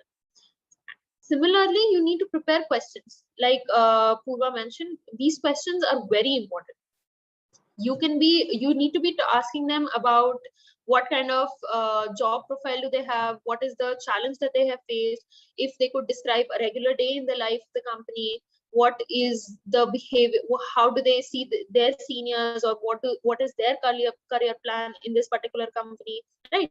So you need to be more interactive. And the thing is, it's not just that the organization is interviewing you for a position. You also need to find out as much as possible that you can, from the organization, because you are, again, going to spend an inordinate amount of time at the company, and this is a big step that you're taking for the rest of your career. This is the first job that you're going to apply for. So you need to know more about the organization itself. So think about it that way. If you were interviewing this organization, right, and why should I be working for you? So what kind of questions would you want to know? What kind of things would you want to know about the company? And formulate your questions accordingly. Obviously, they are in a position of power, but if your questions are formulated that way, they're able to see a certain keenness and interest from you in the workings of the organization. They are not looking for a regular worker who's just going to come over there, sit in front of their laptop, code something, do something, and then go back. That is not what they're looking for. They're looking for an employee. They're looking for somebody who is enriching the organization. And that is what you're trying to show them, that I'm somebody who is able to enrich your organization. All right. Again, like I mentioned, you are building the product, which is yourself, and then you are selling the product to the company, to the interviewer, and that has to come across. You're not just somebody who is talking about yourself, right? Because if you start thinking about it, oh, how am I going to talk about myself, and how am I going to showcase my achievements, and I do not know how to do that. So that's not what you're doing. You're a third person over here who is selling this particular product. So if Kanchan were to go for an interview, Kanchan would not be talking about herself. She would be talking about the student Kanchan, who has these particular accomplishments in her life, and this is how she's going to sell this person. So this is why Kanchan is a good fit for your organization, and that is how you need to be putting forth your sentences and your thoughts. Because then it shows them that you are capable. It shows them that you're able to talk about what you can do, and it shows them the confidence that you have, that you're able to talk, you're able to hold a mature conversation. Correct. That is very important. Okay.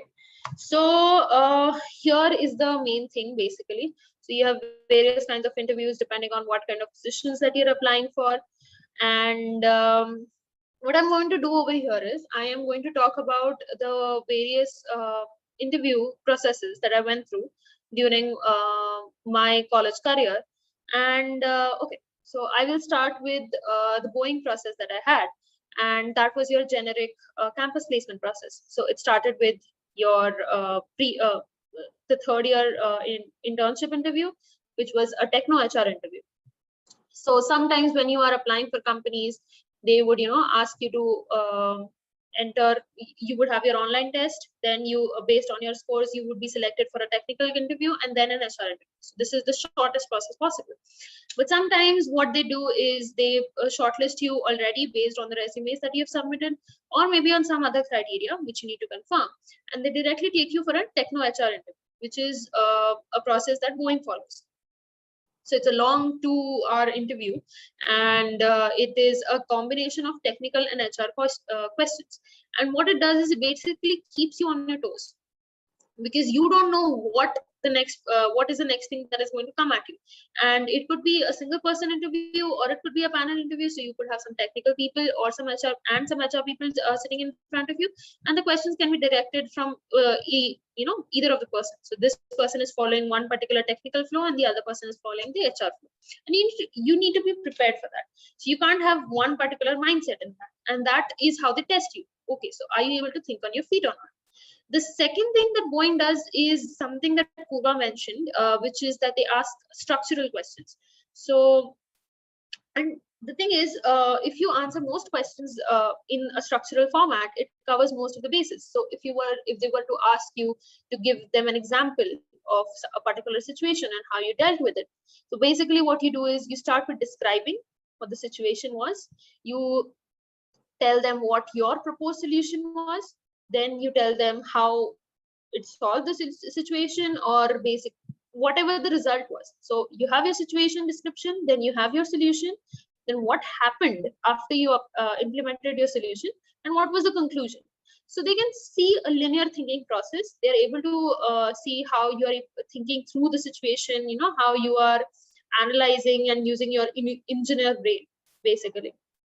And again, if you are using that format to answer most questions, it will help you a lot, and it will kind of give you a single simple structure that you can follow for most techno HR questions.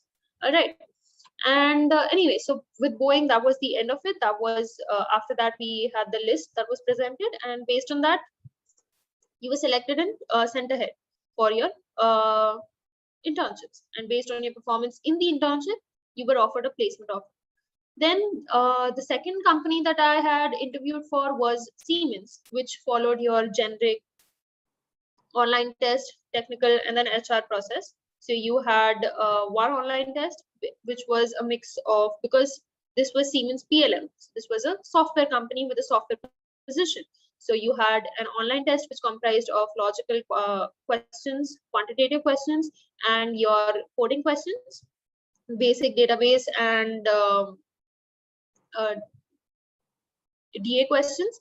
And then after that you would have your 2 technical rounds. So the first technical round is basically to gauge what is the basis, what is the foundation of your coding understanding, right? So they just ask you to pick whatever language that you're comfortable with, and ask you to basically explain how you understand what the language is about, and if you're able to formulate some solutions to the problems that they present to you using that particular language.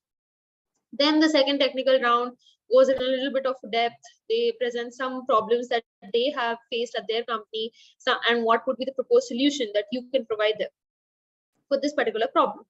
And then you have your HR round, which is how you fit in at the company, and again your generic description of yourself, and how would you describe yourself, why engineering, and strengths and struggles and opportunities, and things like that, right? So these are some generic questions which you should have ready on the tips of your finger.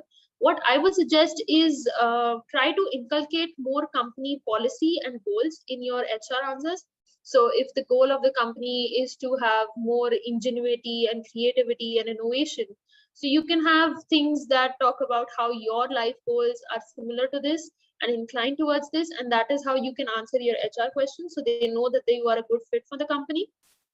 Again, it is not just, you're not imitating or parroting off what the company is saying. You need to be able to justify why you're saying that these are the values that you want to portray. So you need to have life incidents that are similar to those. Correct. Then the third one was the Qualcomm interview, which was a long and tedious process, which was about 6 interviews long. And all of these 6 interviews were technical interviews.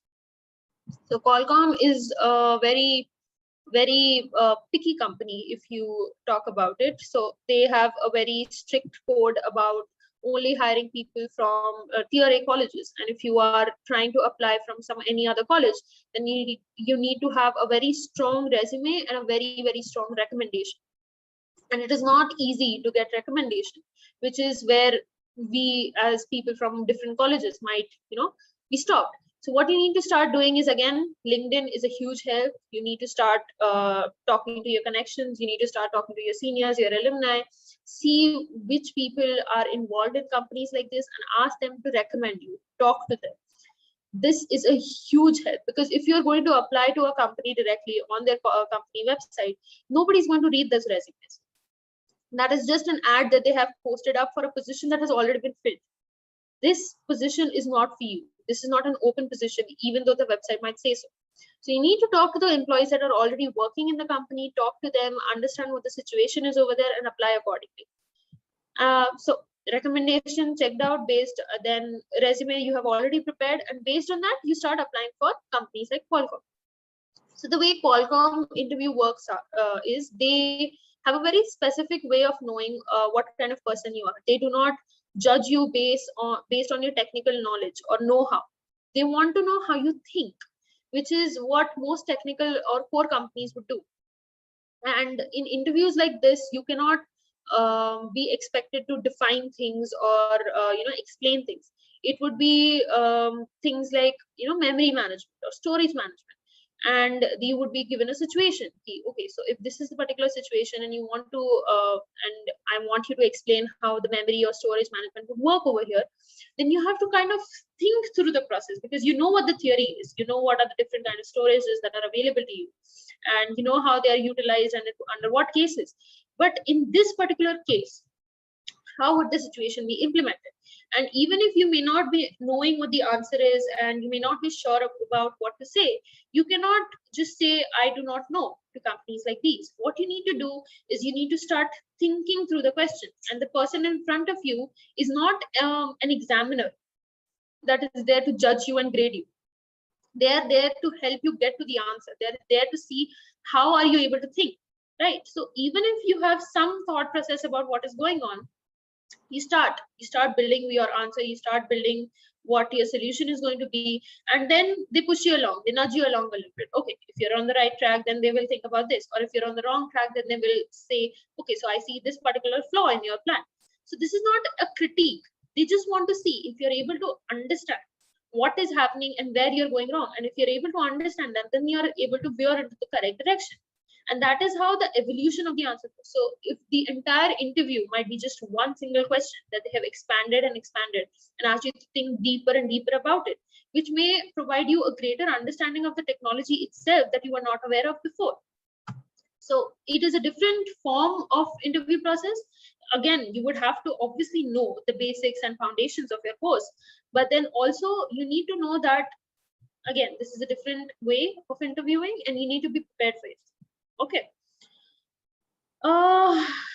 Yeah, so this is your basic during your presentation, covering up the nervousness and basically making sure that you are projecting your voice, you are projecting your gaze, you are not talking to a person that is intimidating to you. You would be, if you were hired in this company, you would be working along with this person, correct? Granted that there is a hierarchical structure inside every company, but all of them are your colleagues. They're equals. Your say as well as their say goes in this organization. So you need to treat yourself in the same way when you are talking in the presentation. Correct?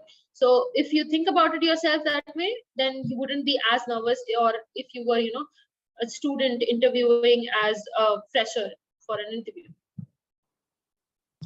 Okay, again, so there's just a couple of interview fails that I would want to discuss. Basically, when you may not know an answer, which I already covered with my Qualcomm experience, or blanking on an answer. Again, they may not expect you to come up with the exact right words, or some textbook definition or something like that. Again, they just want to see the way you think. And if you are thinking in the right way, even if you are arriving at the wrong conclusion, keep thinking, keep developing your answer. Do not give up.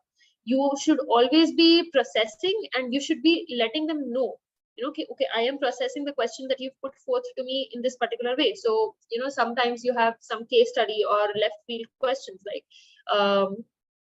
okay, at one particular point of time, so maybe at 11 a.m. in India, in Allahabad, how many flights do you think would fly over that particular surface area? So the thing is, obviously you would not know the answer. You are not an ATC specialist, or anybody even remotely connected to airplanes, or a pilot, or even as continuously flying. So obviously they do not expect you to give us perfect figure for that. But what they want you to do is think. They want you to estimate how many flights would be flying in India to and forth India. And people, the thing is, it is just flying over Allahabad. So it doesn't have to mean that it is landing or flying from Allahabad. It just has to fly over the airspace. So if you're able to show them, okay, so I am understanding that these are the complications that I would have to say, and this is the estimates that I'm coming across from these, approximations, they would be able to see, okay, so you're able to think and you're able to come to a solution. Same thing goes for your technical answers also. As long as you have good, solid foundations and you're able to think up from that, you will be fine. You do not need to know the exact answer. All right. Again, avoid disagreeing with the interviewer. It's a very, very bad image. You may believe that what you have read or studied is right, and you may believe that you can justify your position, but that this is not the place to do that. All you're doing is hurting the vibe or the relationship that you're trying to build over here with the interviewer.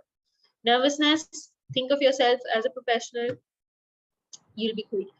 Then covering up the shortfalls. So sometimes you might have some lower grades, or you might have some gaps in your resume, some years missing somewhere, or something that you believe are your shortfalls, which you feel that the interviewer might point out. So the thing is, again, you have prepared your resume. You know what these shortfalls are. So you need to be prepared for these answers accordingly. If your lower marks were for some particular reason, some personal or financial reason, you need to be prepared with that answer. Or if it was for some other reason which could affect your the goal of you joining the company, then you need to come up with a proper justification for this before the interview. You cannot be thinking of something like this at the time of the interview. All right. Okay, I think that's about it. If you guys have any questions, then I think we can start now. Mm-hmm. Wow, this is amazing. Thank you so much, Tripti. I mean, I think we can just go on listening for the whole day, but unfortunately we have time limit. Yeah. So thank you again for wonderful presentation, especially, the stepwise approach, right, from setting priorities and stepwise approach for planning your days, like during interviews and everything. I think this is the best time for us because many of us are in third year, fourth year, and second year. So internships and job application phase. But yes, let's quickly jump on to the questions. So we'll have two questions from the ones that we received earlier. So as being from ENTC domain, which main skills should I focus and how should I put them smartly in resume for campus placements in 3 months? Which main? I'm sorry. Being from the ENTC domain, which main skills should I focus on and how should I put them smartly in resume for campus placements in 3 months?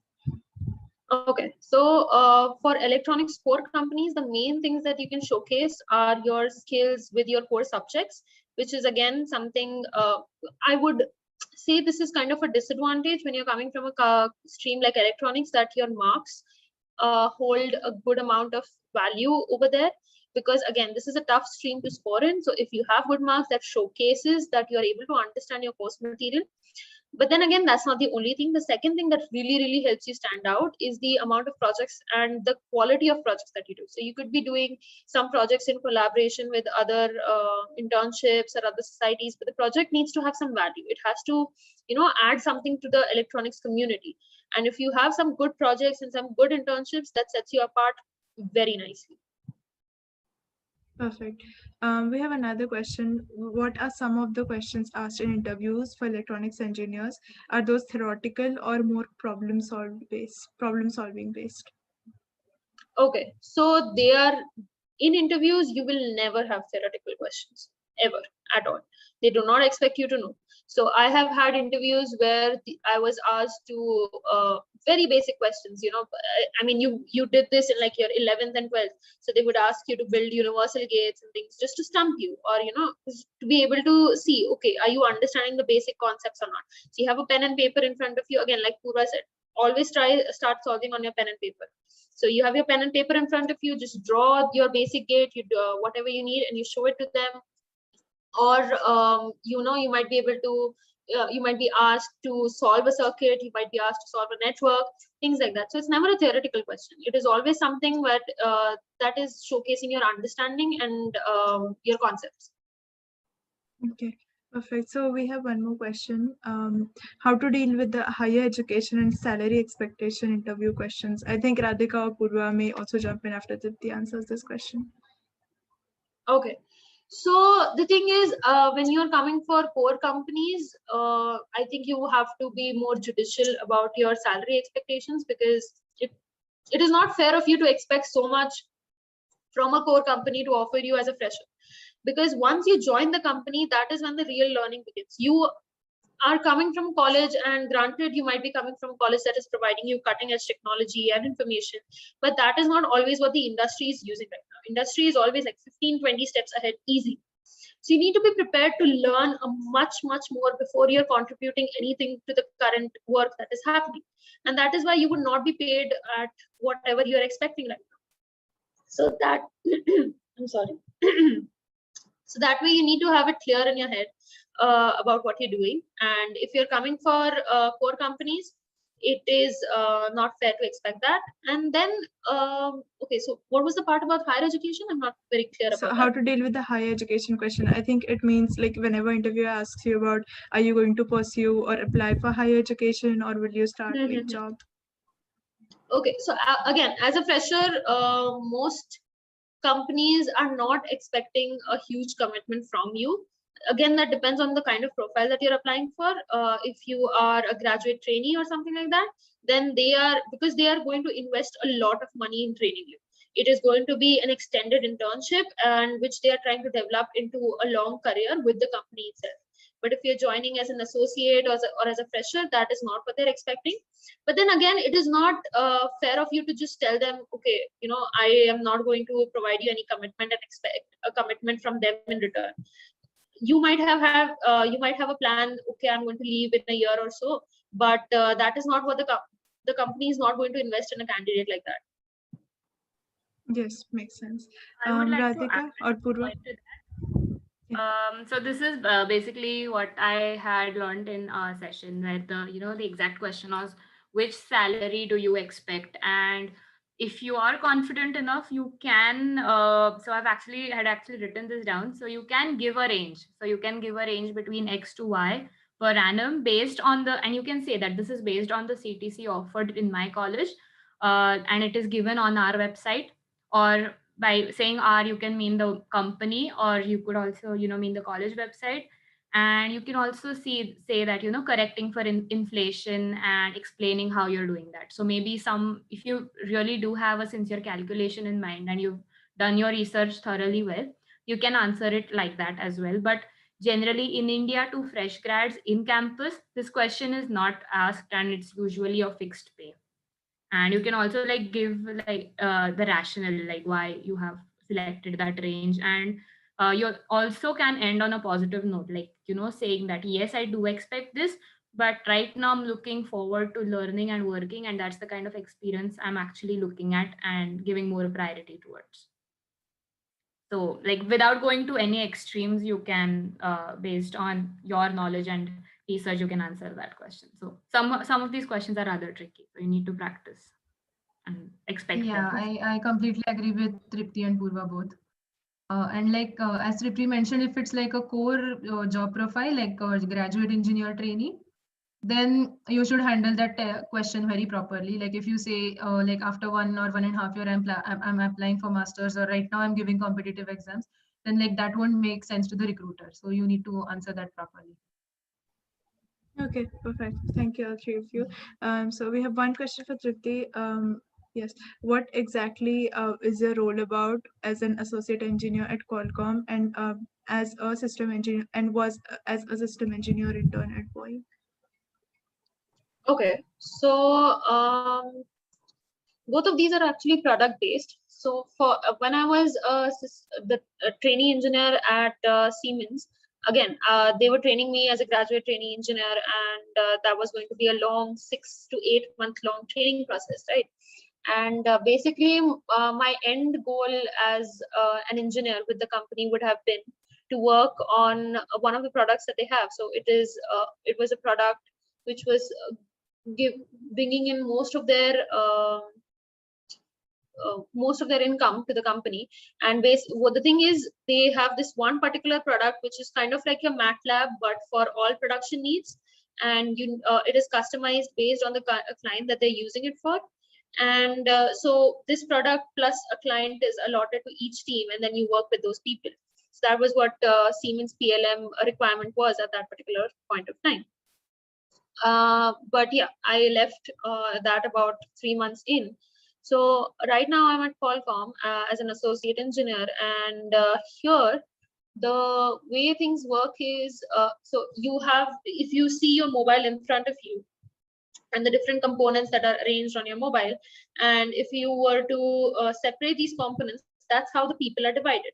So you have your modem, and modem is divided into smaller chips and smaller networks and circuits on that. So you have smaller teams inside your modem team. So I am working right now as a part of the RF team, so which is radio frequency team, in the integration aspect.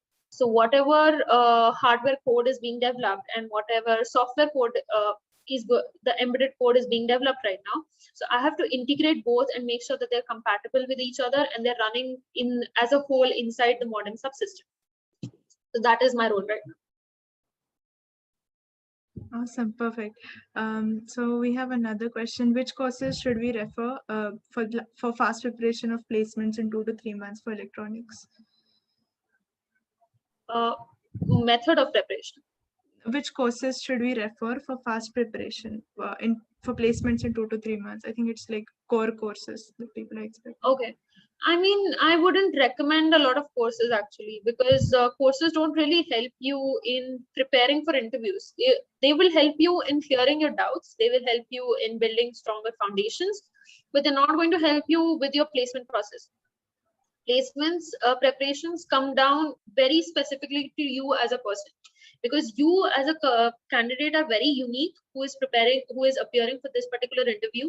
You are appearing for a particular job profile at a particular company. So there's too many different variables. You cannot depend on a course to help you prepare. What you can do is you can go through previous, like I said, previous interviews, previous candidates, their experiences, and sort of build a roadmap from there and start from there. You cannot really, you decide, okay, I want to study, like, so for electronics, you have some 3-4 subjects that are always going to be asked. So you have digital electronics, you have questions about analog and digital communication, and you have signal and systems or networks. So these subjects are going to be asked every single time. So you know that these foundations and bases need to be clear. But then doing a course about this is not going to help you. What is going to help is if you were to read what kind of questions are being asked by people related to these courses to some other students, then you can prepare accordingly. Okay, so this kind of question I can answer this particular way. Okay, perfect. Yes, that's very well put. Thank you. So I don't think people have added any more questions in the form, but if anybody is like ready to unmute themselves and ask the questions, they can raise their There hand. are a And few questions in the chat. yeah, so do people want? If people want to like have it live, we can just unmute them. Yeah. Akanksha, you want to go ahead and unmute yourself?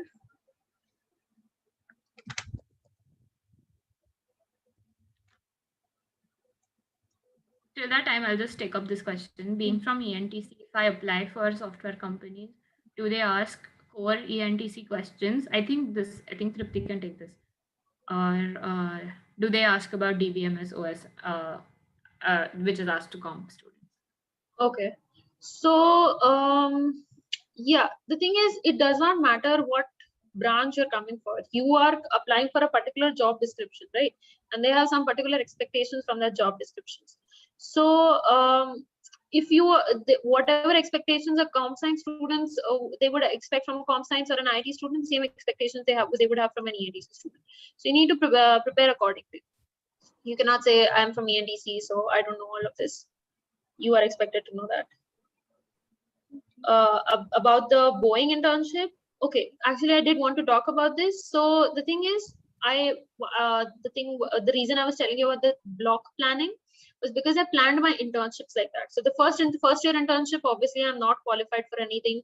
The only way I was able to even do an internship in my first year was because I used my personal connections, just calling up all the people that I know who are working in, startups or something like that. But based on that internship, you can apply for your second internship. Okay, I have some experience in some technical corporate, company, and now I want to apply for this company. So the first internship that I did was on web development. The second internship that I did was again with a startup called One Love, which was a sports company, and they were building some kind of IoT setup. And since it was an IoT setup which had a web development component, they considered me. Then the thing was, when Boeing came for their internship, they had a system engineering position with in aviation IoT. And so my web development and IoT experience in my previous internships helped me get into Boeing. So basically, if you are doing a variety of internships with a variety of interests, you have lots of things open to you. So these were just two internships that helped me get the third one. Perfect. We have one more question. Is there any course certifications, any other way that can make you industry ready before you graduate, other than simply taking internships? It's not domain specific, but if I could take that.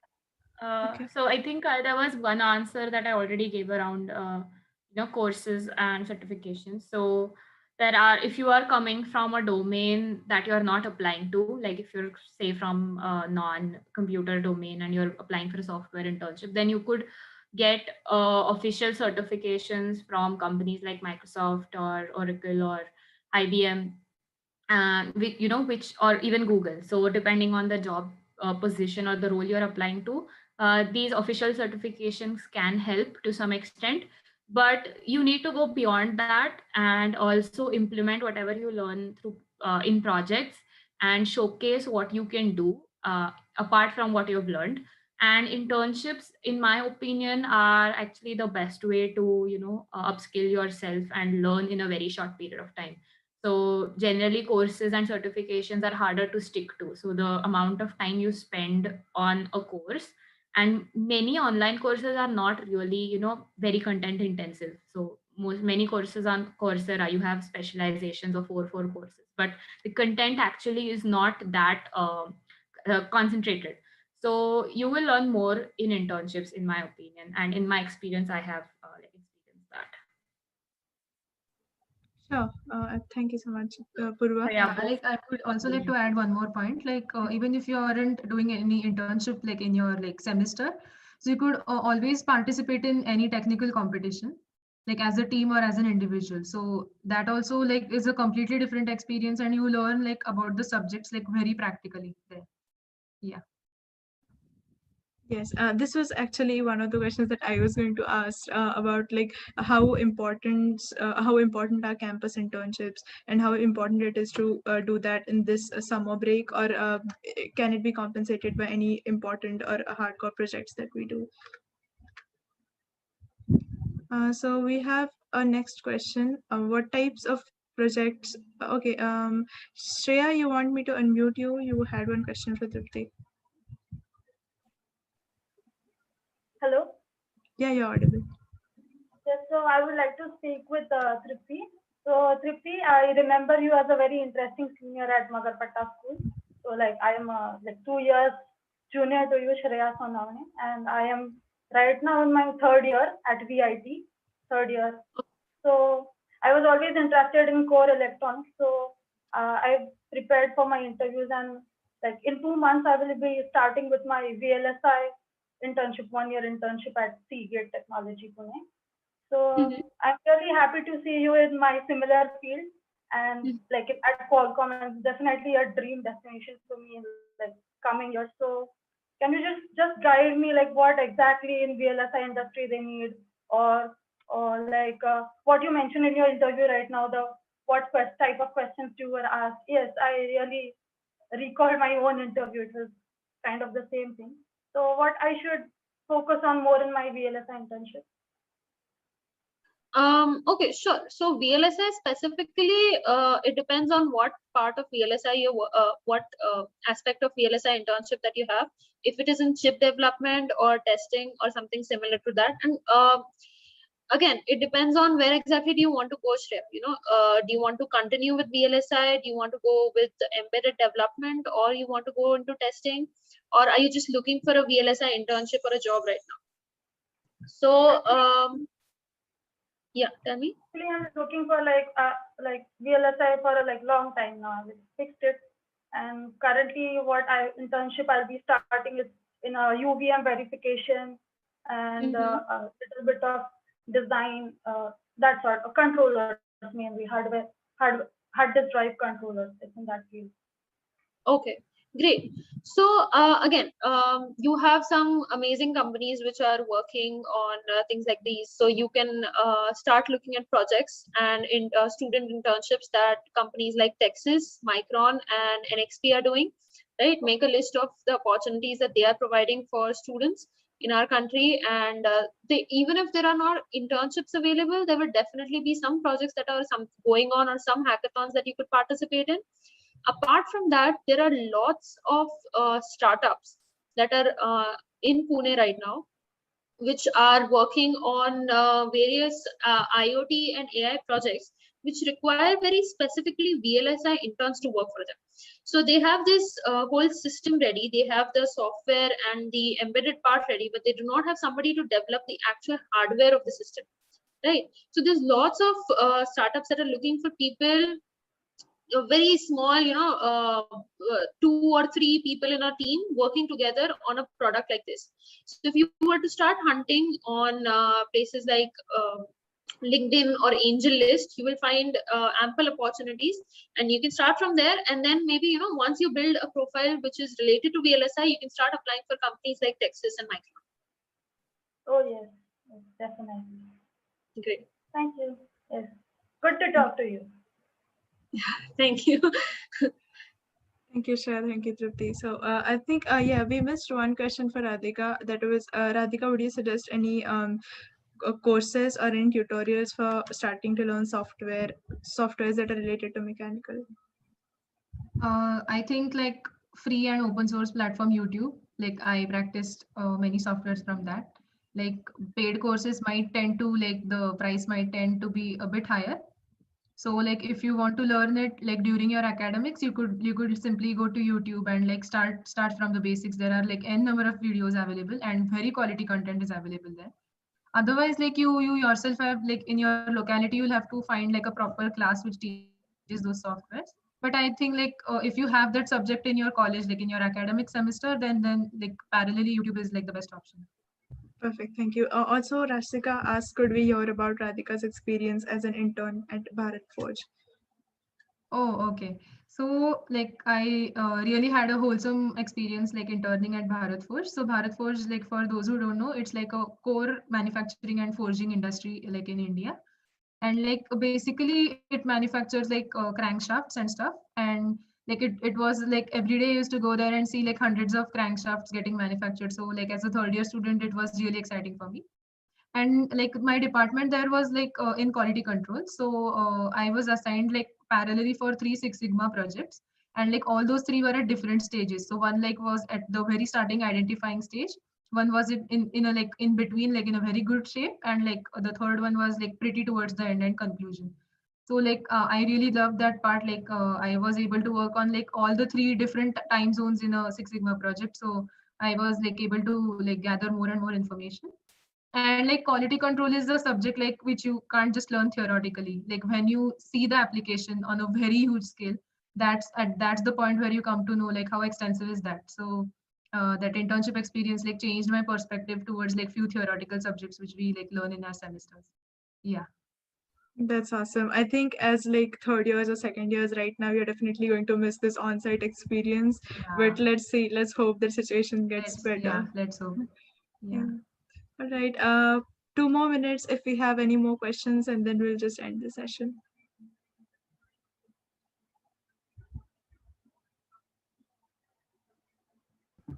So in the meantime, Kanchana, I would like to add one point. Yeah, sure. So like interview process, like all three of us mentioned like different stages. So my advice would be like don't take any single stage lightly. Like if you focus more on the HR interview and like neglect other aspects, that also is not a good scenario. Or you like focus on the interview really well, your CV is really well, but you don't practice for the aptitude, then like that's not at all a good situation. Like if you aren't able to clear the first process of the apti or the group discussion, you won't reach towards your like HR interview. So like take every and like each step very seriously and practice like time, like manage your time pretty well for like all the processes. Definitely. Thank you, Radhika. And thank you, Poorva, for answering the questions in chat very extensively. Thanks a lot. So we have one question from Akshay. How important is mindset while appearing for interviews? Any one of you want to take that? I think it's more about mental preparation that the person wants to ask.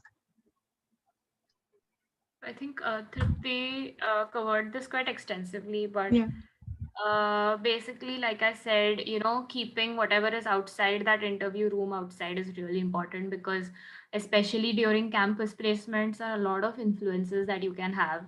So what I personally had done was I had almost like switched off my WhatsApp and not, just taking messages from people, तुम्हारा कैसा गया, and was this asked, oh my god, I really did really badly in this particular interview.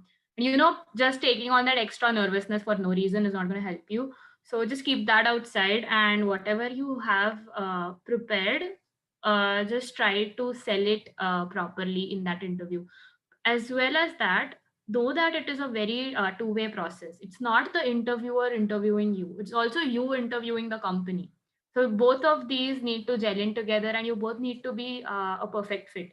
So also keep in mind certain red flags that you shouldn't cause in the interviewer's mind. So maybe a red flag could be like Tripti mentioned, being arrogant or back answering or things like that.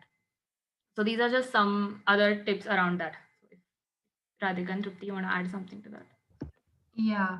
So like I like to add one more thing. Like if you like give your interview for your dream company and you are like really excited, you are towards the final stage, but unfortunately due to some reason you are not selected on that day. And like in that coming week or in like just coming 1 or 2 days, you have another big company coming. Then you just can't like crib over the later company, even though if it's like a really depressing situation for you.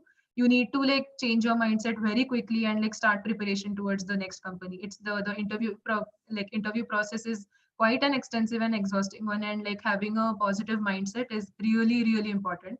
Having like positive people around you, like if you have like really close friends who can like understand your pain and they can like help you to like come out of that, then you can talk to them. But if there are like few people who like just are toxic, like you feel their presence is toxic towards your like placement process, then you should like just avoid like having conversations with them.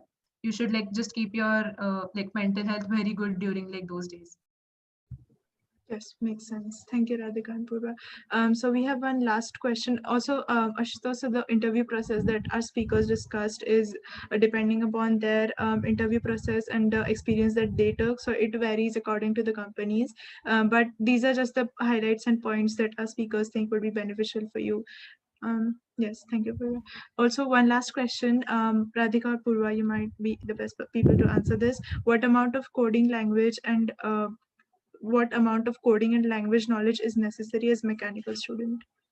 Radhika, you want to start over with it? Yeah, so like if there are core technical roles for mechanical, then I think you should like primarily focus on that. Like all the core subjects, the technical subjects like related to automobile or like any sector which the company is in. So if they are hiring for a mechanical position, they don't expect you having an extensive knowledge of coding as it isn't included in like our semester pattern. But like few subjects like basic coding, we have it in our semester pattern. So like you need to like brush up the basic skills, but focus more on like the technical part rather than preparing for coding for especially for mechanical domain. Yeah. Awesome. Purva, you want to talk about anything that is beneficial just for the basic coding for interviews? In coding interviews, I think I've covered most of the things extensively. I did find a very interesting mind map to, of all the concepts that are possibly asked in Yeah. interview. So you can use it as a checklist. Yeah. I can put it in the link in the chat, or maybe I think you will be sharing resources Yeah, I'll be later. compiling all the links and we can just share Yeah, that so I'll later. share that later. Sure. Yeah. Perfect. Thank you very And- much, everyone. Yeah, sorry, Purva. Yeah, no. Awesome. So thank you everyone for joining and our speakers for agreeing to be with us today despite their busy schedules and all the tight stuff they're doing. But thank you again, Purva, Tripti, and Radhika for such brilliant presentations. And I think this is going to be very helpful for the people applying for internships and jobs. Thanks again. We'll be sharing the recording with everyone. So make sure that you check our YouTube channel and I have posted a few links. Make sure to follow us on Instagram and join us Slack. Thank you. Thank you, everyone.